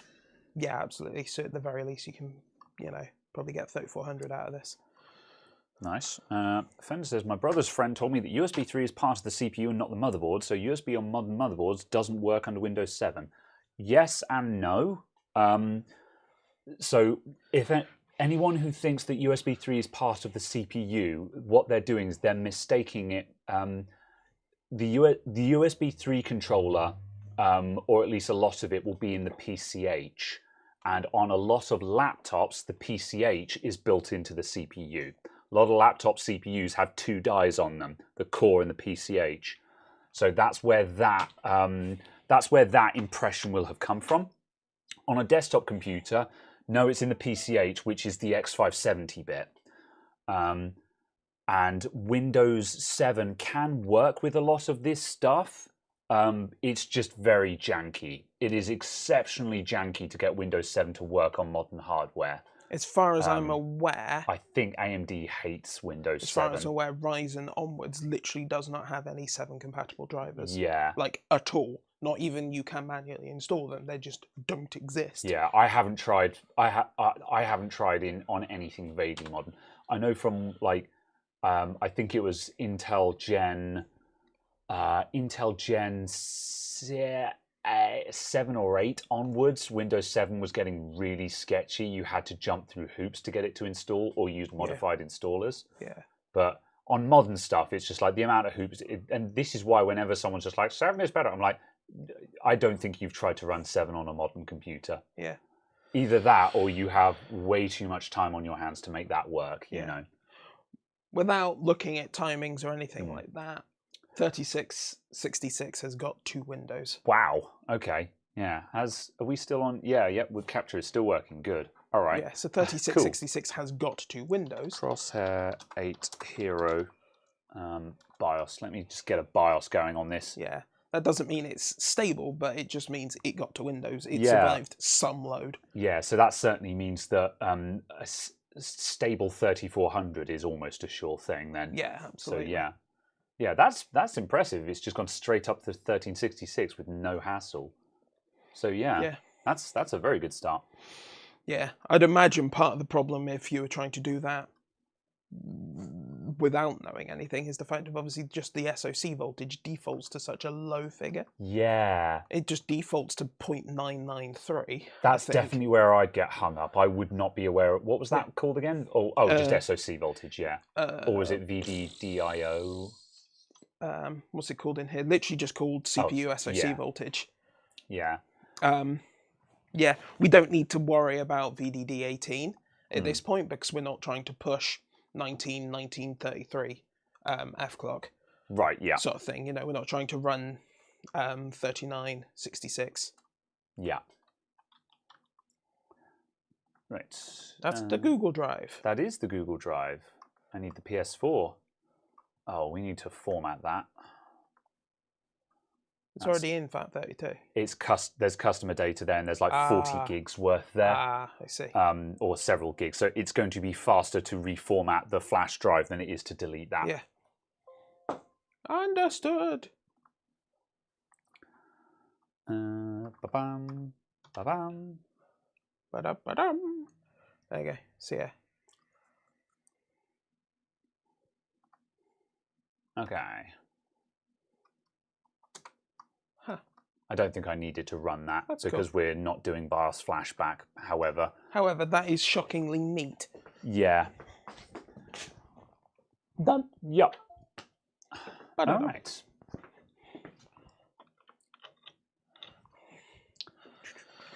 Too well. Flavio easy. Casimiro says, my hold on. 3200 won't go to 3200. The CPU's a 2600X, and I think it's the culprit. Yes, yes. I would agree with that. Tool Ryzen save profile. 2000 series is not very happy, isn't very happy at sort of 3000, 3200, those kinds of areas. I would. You can tweak it to get it to work, but I'm not surprised you're having trouble with it. If you've got 4 sticks of RAM, I would expect you to have problems at that speed. I've seen. If you've got two, less so. Depends on the motherboard if as well. If you've got the SoC voltage exposed, try putting that up a bit. Yeah. Also, what motherboard have you got? Because if you're running like a B450 or something like that, B450s hate high RAM speed. Yeah, but 3000, 3200 isn't particularly high. Yeah. So it shouldn't be an issue. Yeah, it's actually... if it was 300, if it was the 300 series, yeah, absolutely. They had horrific initial stability. Also, make sure you're on the latest BIOS. Yeah. Because there was so much RAM stability that happened with BIOS updates. Where the hell is the profile savey thing on this? It'll be under exit, I'd imagine. Nope. Okay, in that case, tool. Yeah. And then Asus user Asus profile. user profile. There we go. There. Yep. Profile name 3666. Did that save? Save to profile 1. Yes. It's a TUF X470. I wouldn't expect a TUF X470 to give you grief. Yeah, just make sure you are on the latest BIOS for that. That should help. Latest BIOS, and then, as I say, maybe just check your SoC voltage. And maybe just, if that's sitting at like 0.99, then bump that up a little bit. We're running, what was it, 1.125 you had in there? Yeah, absolutely. You can go all the way up to 1.2 quite happily. Yeah, so 1.125 is just straight away going to give you a little bit extra if it's low, and might just help you reach those XMP speeds properly. Yeah. But as with Ryzen 2000 though, when Ryzen 2000 series was current, I did see a lot of custom builds in my shop with XMP problems. Yeah. So which in theory should have been fixed by BIOS updates now. Yeah. Yeah. Yeah. Always black screen, trying that. Yeah. The other thing I'd just double check with that is that you aren't trying to run some ridiculously high core speed, actually overclock the rest of the CPU. Just because I can't remember what it was, but something, some board did weird actual CPU core overclocking when enabling XMP or DOCP. Yeah. I know there was one of the Asus boards where I think it was one of the profiles for enabling XMP was effectively actually just an overclock profile. I was like, oh yes, we're going to try and run this second gen or this Zen Plus CPU at 4.8 gigahertz. Good luck. Yeah. I'm like, I needed 1.55 volts to get 4.3 to work, 4.35. Yeah. Yeah. Yeah, I can't remember which one it was, but we were working on one motherboard that had a bunch of special edition BIOS presets dialed into it. Oh, it's that Gigabyte board. Was it the Gigabyte? I think so. Yeah, and it had these wild presets dialed in. Oh yeah, there was a DDR3 profile for like 3000 megahertz. Yeah, and we're just like, I guess it's kind of cool that those profiles are there to look at, but like, no one has the hardware to run those profiles. It's wild. Yeah. Also, good heavens, how big is this BIOS? 64 megabytes, I'd expect. Too damn big is the answer. AM4 needed to die. It actually needed to die. As much as we've loved... AM4 has been great, but all good things must come to an end. Yeah, I just hope they release fewer CPUs for AM5. Yeah. Like the same number of generations, just fewer CPUs. Because it's, in a way though, it was stuffed because AM4 had to support all of those weird FX APUs and stuff because they were used in OEM systems, because that was the only way AMD could get anyone to buy into it for the first gen, because obviously they'd released 6 years of broken processors. Whereas nowadays, they don't need to release any weird stuff like that. Yeah. They can just go, these are our products, buy it or don't. They also released a bunch of other wacky SKUs like this, like the 1800 AF or something like that as well. Yeah. and all of those weird ones that got like one round of stock and then just disappeared off the face of the earth because they were just selling the bottom of the bin CPUs. Yeah. Which were really great value, don't get me wrong, but yeah, it was literally a fire sale. It wasn't actually the 1600 AF. That's the one. Yeah. Yeah, which was literally a 2600. Mm. Yeah, it was literally the 2600, just is sold as a 1600. Yeah. Which everyone presumes was some sort of OEM contract obligation reason. Interesting. They had to support computers with 1600 CPUs, but they didn't have the Global Foundries space to make the processors. Yeah. So they moved it onto the TSMC one, and the TSMC one was 12 nanometer equivalent. Oh, I see. And thus it was AF because they moved from Global Foundries for Ryzen 1000 to TSMC for Ryzen 2000. Interesting. Yeah. So they need these CPUs. So they did another run of an updated version of it. Yeah. So yeah. Because that was the major difference between the two, was the process node it was on. Mm. Yeah. And yeah, it is taking BIOS updates are slow, man. Yeah, it is very much a go and get yourself a cup of coffee while it runs. But yeah. Also, Firephone asked earlier on, what kind of adapter do I use from my Pixel 6 for earbuds? I don't. I use Bluetooth. Is the answer to that. So yes.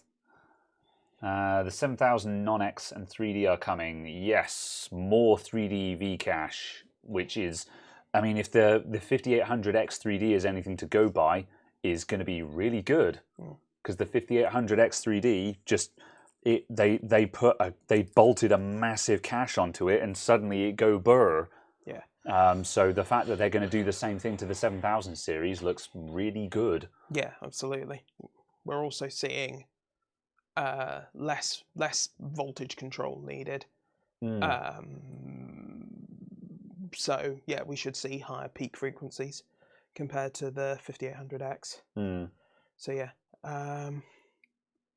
The thing that will just be interesting to see on the like 5900, 5950, 7900, 7950 is whether those because they've got the two core complexes, whether they get one set of Vcache on one set of cores and have an uneven latency to the cache for different cores, or it's half the amount of cache on both sets of CCDs, totaling the total same amount of cache. And that'll be the thing that will be interesting to see. Yeah, that'll be very interesting. Because if we have asymmetric latency, that's going to be horrendous. That's going to be annoying. This is also a case of there's no way they're going to do that, because like surely they know that that's going to murder half of the performance you get from the 3D V-Cache. Well, it will still be faster, but it's just kind of a case of. Yeah, because like the 5800X 3D had the advantage that only one of the CCDs in it are being used. So they only had one CCD that they had to bolt the cache onto. Yeah. Whereas for say the 5900X or the 5950X, they've got multiple chiplets that they would need to bolt the 3D cache onto. Yeah. So it will be the same with the 7000 series. The 7800X is probably going to be a single CCD. Yeah. The 7900X and the 7950X will be multiple CCDs, and so they will have multiple CCDs that they have to bolt cache onto. Yeah. And it's very much the case of whether we'll just see one set of Vcache or whether there'll be 2 bits of Vcache. Yeah. One on each one. And it's just, yeah, I hope it is 2 smaller pools, one on each one. Yeah. Secret Carper says, thank you all in the Discord. My 4000D airflow case came in today. It's mint, you love it. Yeah, I'm a big 4000D fanboy. I don't own one, but every time I see one, I'm like, this is a nice case. This is the kind of case that I would buy for a solid build these days. Yeah. Ta-da! I was going to buy one for what is now the Lianli, but everyone was just like, buy a Lancoal, so I got that instead. But I was going to buy a 4000D. Excellent. We are on new BIOS. Did it retain the profiles? Or not applicable? Oh, that's interesting. Yeah. The profile is there. You're just not allowed to load it. Fair enough. Has it retained the settings? No, fair enough. All right. We didn't dial in that much anyway, so... No, absolutely. Yeah, let's migrate us back over to our accustomed corner.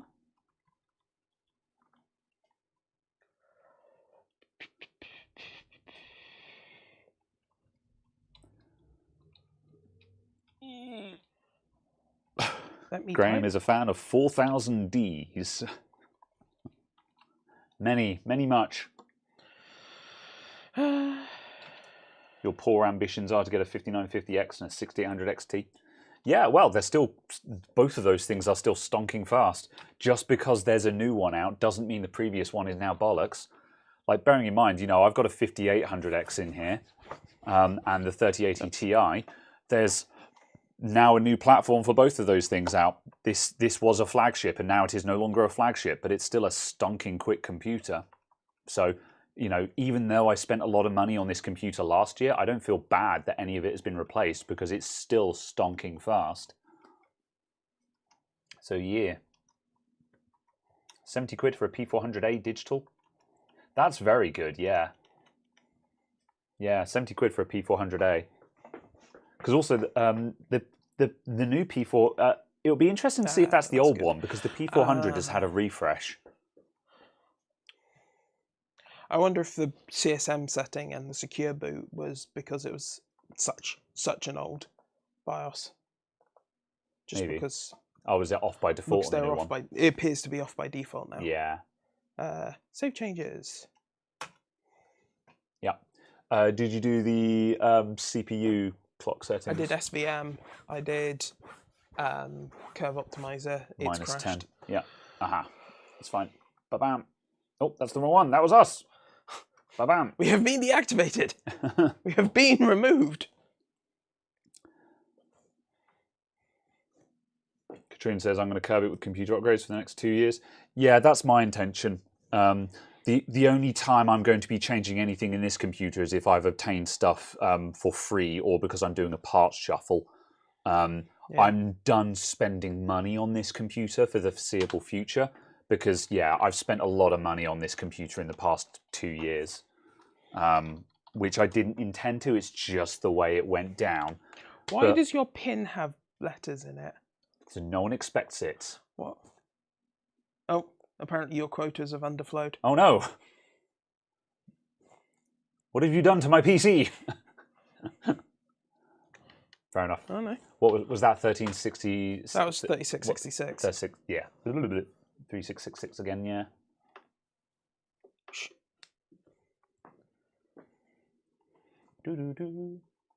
Good for 4K gaming, so why upgrade? Yeah, exactly that. And I'm running at 1440p. This computer will basically max everything that I throw at it, so I have no need to change it for the foreseeable future.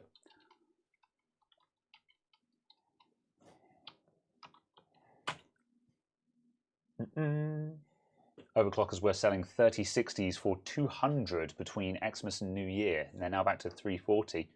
Blimey, I wonder what that was all about. That's pretty good. Yeah, because that's how much you want to be paying for a 3060. Yeah. Not like forget what the going rate is or what it's worth. We want to be paying like £200 or £300 for a 60 class card. That's the dream, you know. Yeah. So yes.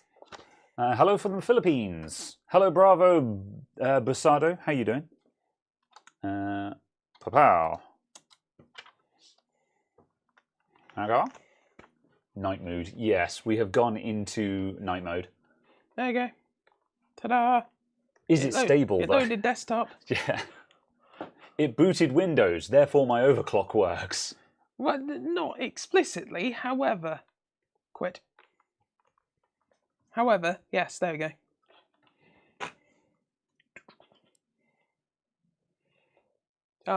I require the... What do you need?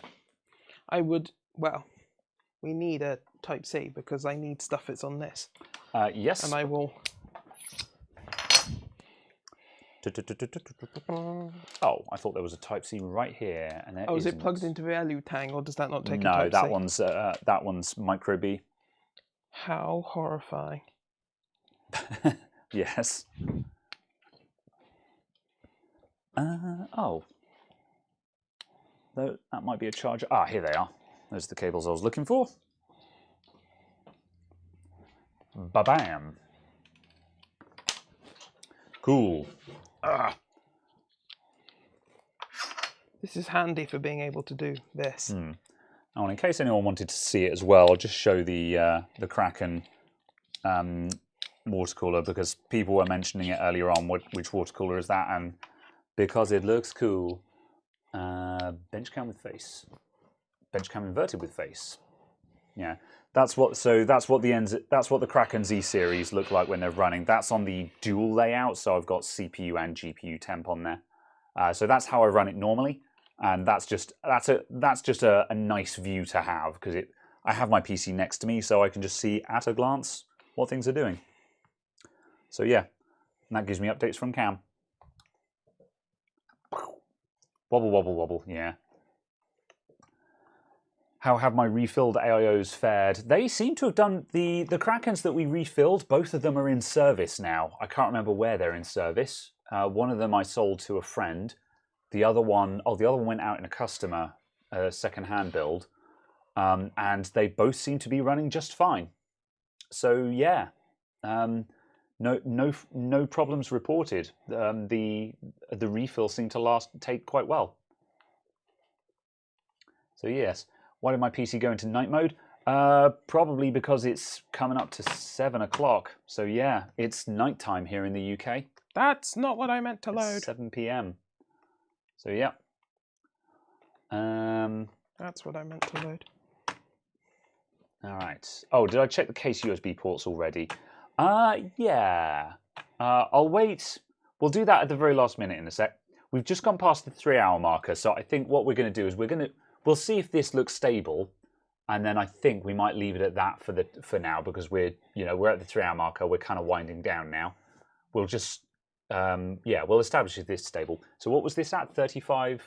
35, 33 or something like that. Yeah, that's kind of an odd speed. Is there any problem with running at odd speeds like that? No. Fair enough. Yeah. Instantly 82C. Yeah, welcome to the 5800X life. Yeah, you've got a 5800X 3D? Is that just as bad? I think it's fractionally better, just because Yeah. it pumps ever so slightly less voltage. Yeah, yeah.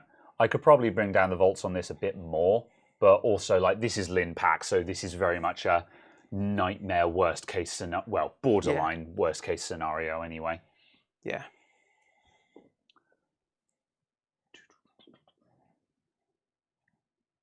You have a broke friend in the UK. Should I PayPal him money to buy PC parts or send him the parts? I mean, if you're not in the UK, then I would send him money, but depending on where you are. Yeah, but because if you're failing it depends that, on where you are. If he's your mate, you could. Another option is just simply to get his address and then buy it on wherever you're going to get and have it posted directly to him. Is another way of doing it. Yeah, you're in Norway. Yeah, I wouldn't be trying to post parts internationally. No. That's not going to be economically viable. So yeah, great stream. Thanks, Gordon. Appreciated. What can you say about the NZXT H7 case? You've ordered it and you're waiting for it to arrive. I liked the H7 when I built in it. It's not a case that I would buy myself just because I've done the NZXT life. But I did like it. I think it's a good return to form for NZXT. There was nothing super weird about that case. It was just very NZXT. It's a metal box. My main criticism about them is once they're built and you've got a smoked glass side panel on it, it's literally just a black square with the mesh front. So, if you like, it's minimalistic to a fault, is what I'm saying. And if you like minimalistic, then that's great. But for me, I like people who've got something a bit more bold going on, who've got some interesting lines down it, or like this case has got those louvers on the front panel. I'm looking for something a bit more different, but that's also because I've had NZXT cases. I've already been there and done that. However, all that being said, I thought the H7 was great. I thought the build quality was good. I think the price is what I would expect for a case of that class. And yeah, I don't think I had any major complaints of it. So yeah, that's about it. We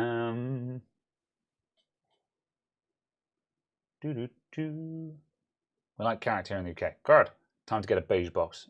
My fractal looks awesome. Thanks a lot. Yeah, I quite like. I really love the color scheme that I've got on this now. It's really difficult to capture it on. It's really difficult to get good camera shots of this color scheme that really reveal the colors properly. Bench cam. Yeah, it's really difficult to capture the LED lighting on this. Nice. But in real life, it actually looks a lot more. It is more pastel, and you can see more colors in it. Right now, it looks just mostly purple, but there's actually a lot of subtle. There's actually a lot of subtle pinks and turquoises that appear in the color scheme that just I don't have the cameras to properly capture. What I might do while it's in the shop actually is once we're done is just set it up and ask Caradog nicely to take a really good picture of it with his fancy camera, so I have a picture that actually shows off those colors. Yeah. Because you can't. It's really hard to take good pictures of RGB. So yeah, what you're interested in is the camera with the boom table clamp. Yeah, that's this one. Whoops. Please do not run my DRAM at 1.57 volts. So yeah, I take it got through that test. Yes. Okay, what are you going for now? Just while I meant 1.375. I am going for 3666 again. Yeah. Oh, I don't know why I'm trying to show the boom arm with the camera that's on the boom arm, and I'm like, we have another camera. We literally have another camera specifically for this. So yeah, well, yeah, that's it. This is the main camera that I use for doing my videos. It is a microphone stand with a modified mount to a screw mount, and it's got a knuckle joint on there so it can turn to different angles. So yeah. All right. So I asked you what you were doing, and then I just didn't listen to your answer. Good job. I have increased the memory module voltage from 1.35 to 1.375. Okay. And the SoC from 1.125 to 1.15. Okay, yeah. So another 0.025 there. So pushed a bit more volts in. Are you looking for 3600 again now? 3666. Yeah. Just because that's what I ended up on.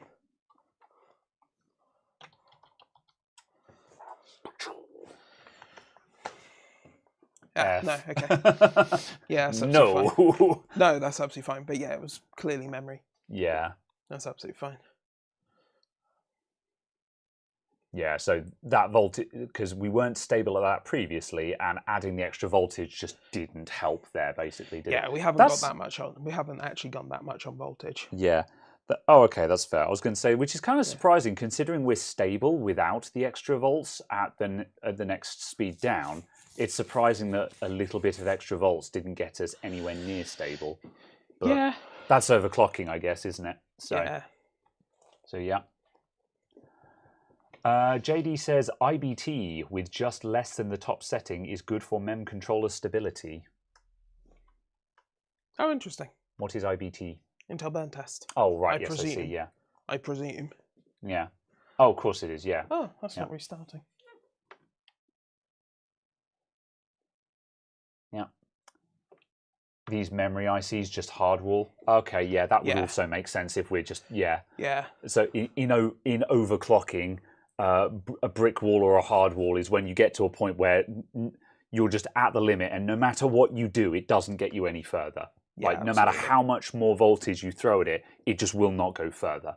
And that's usually the time when it's time to stop. Yeah, so absolutely. It's possible that we've just hit a hard wall then, yeah. Gents, chat. Hello, Muerto.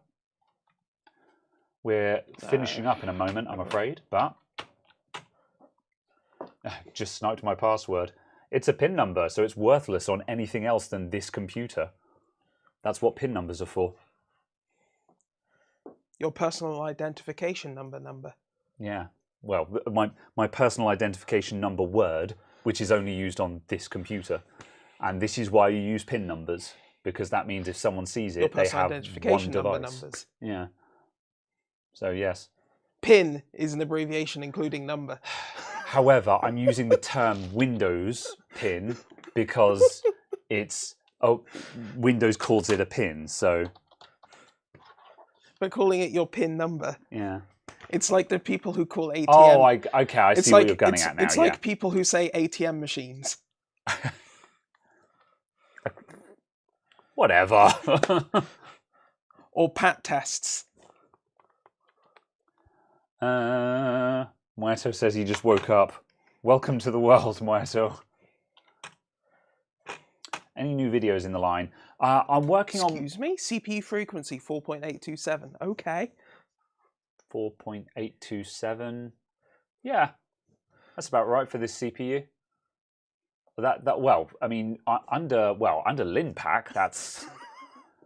yeah, 4.7, 4.8, that's... Yeah. Also, congratulations, it didn't instantly crash. Oh, apparently Steam and everything wants to say hello now. Yeah, I might just take it offline just so it stops automatically connecting to stuff. Boop. What was I about to say? I've forgotten. Welcome to being awake. Yeah. Yep, nope, forgotten. Oh yeah, new videos in the line. Yep. Yeah, the video this week got delayed because a single part for the laptop that I was repairing didn't arrive, which is really annoying because I need that part to switch on the laptop. You know, it's the one, like, it's a single ribbon cable that connects a keyboard to a logic board. I can't switch on the laptop without it. Oh! And, like, literally all I need to do is an envelope will show up at some point and I'll literally just go, boop, and that's it, it's done. And I'm like, oh, that has just stopped there from being a video this week because I was banking on there being that video. I've started working on, so that's a laptop repair that's in the works. Then I started this afternoon on another racing wheel. This is my impression of a racing wheel repair. Has that just gone off of load midway through thing? I don't think that's under load. What are you doing? I don't know. We'll see what that works out in a minute. Fair enough. Christian motoring gesture. Yeah. Special videos will come when they come. John Wick on the desktop. Yeah, I wanted to watch John Wick at some point, so I've been looking through those recently. That's my that's the backup copy of my John Wick DVD that I have on my shelf in my home. Got to make sure I don't lose it. What, your home? It may be repossessed.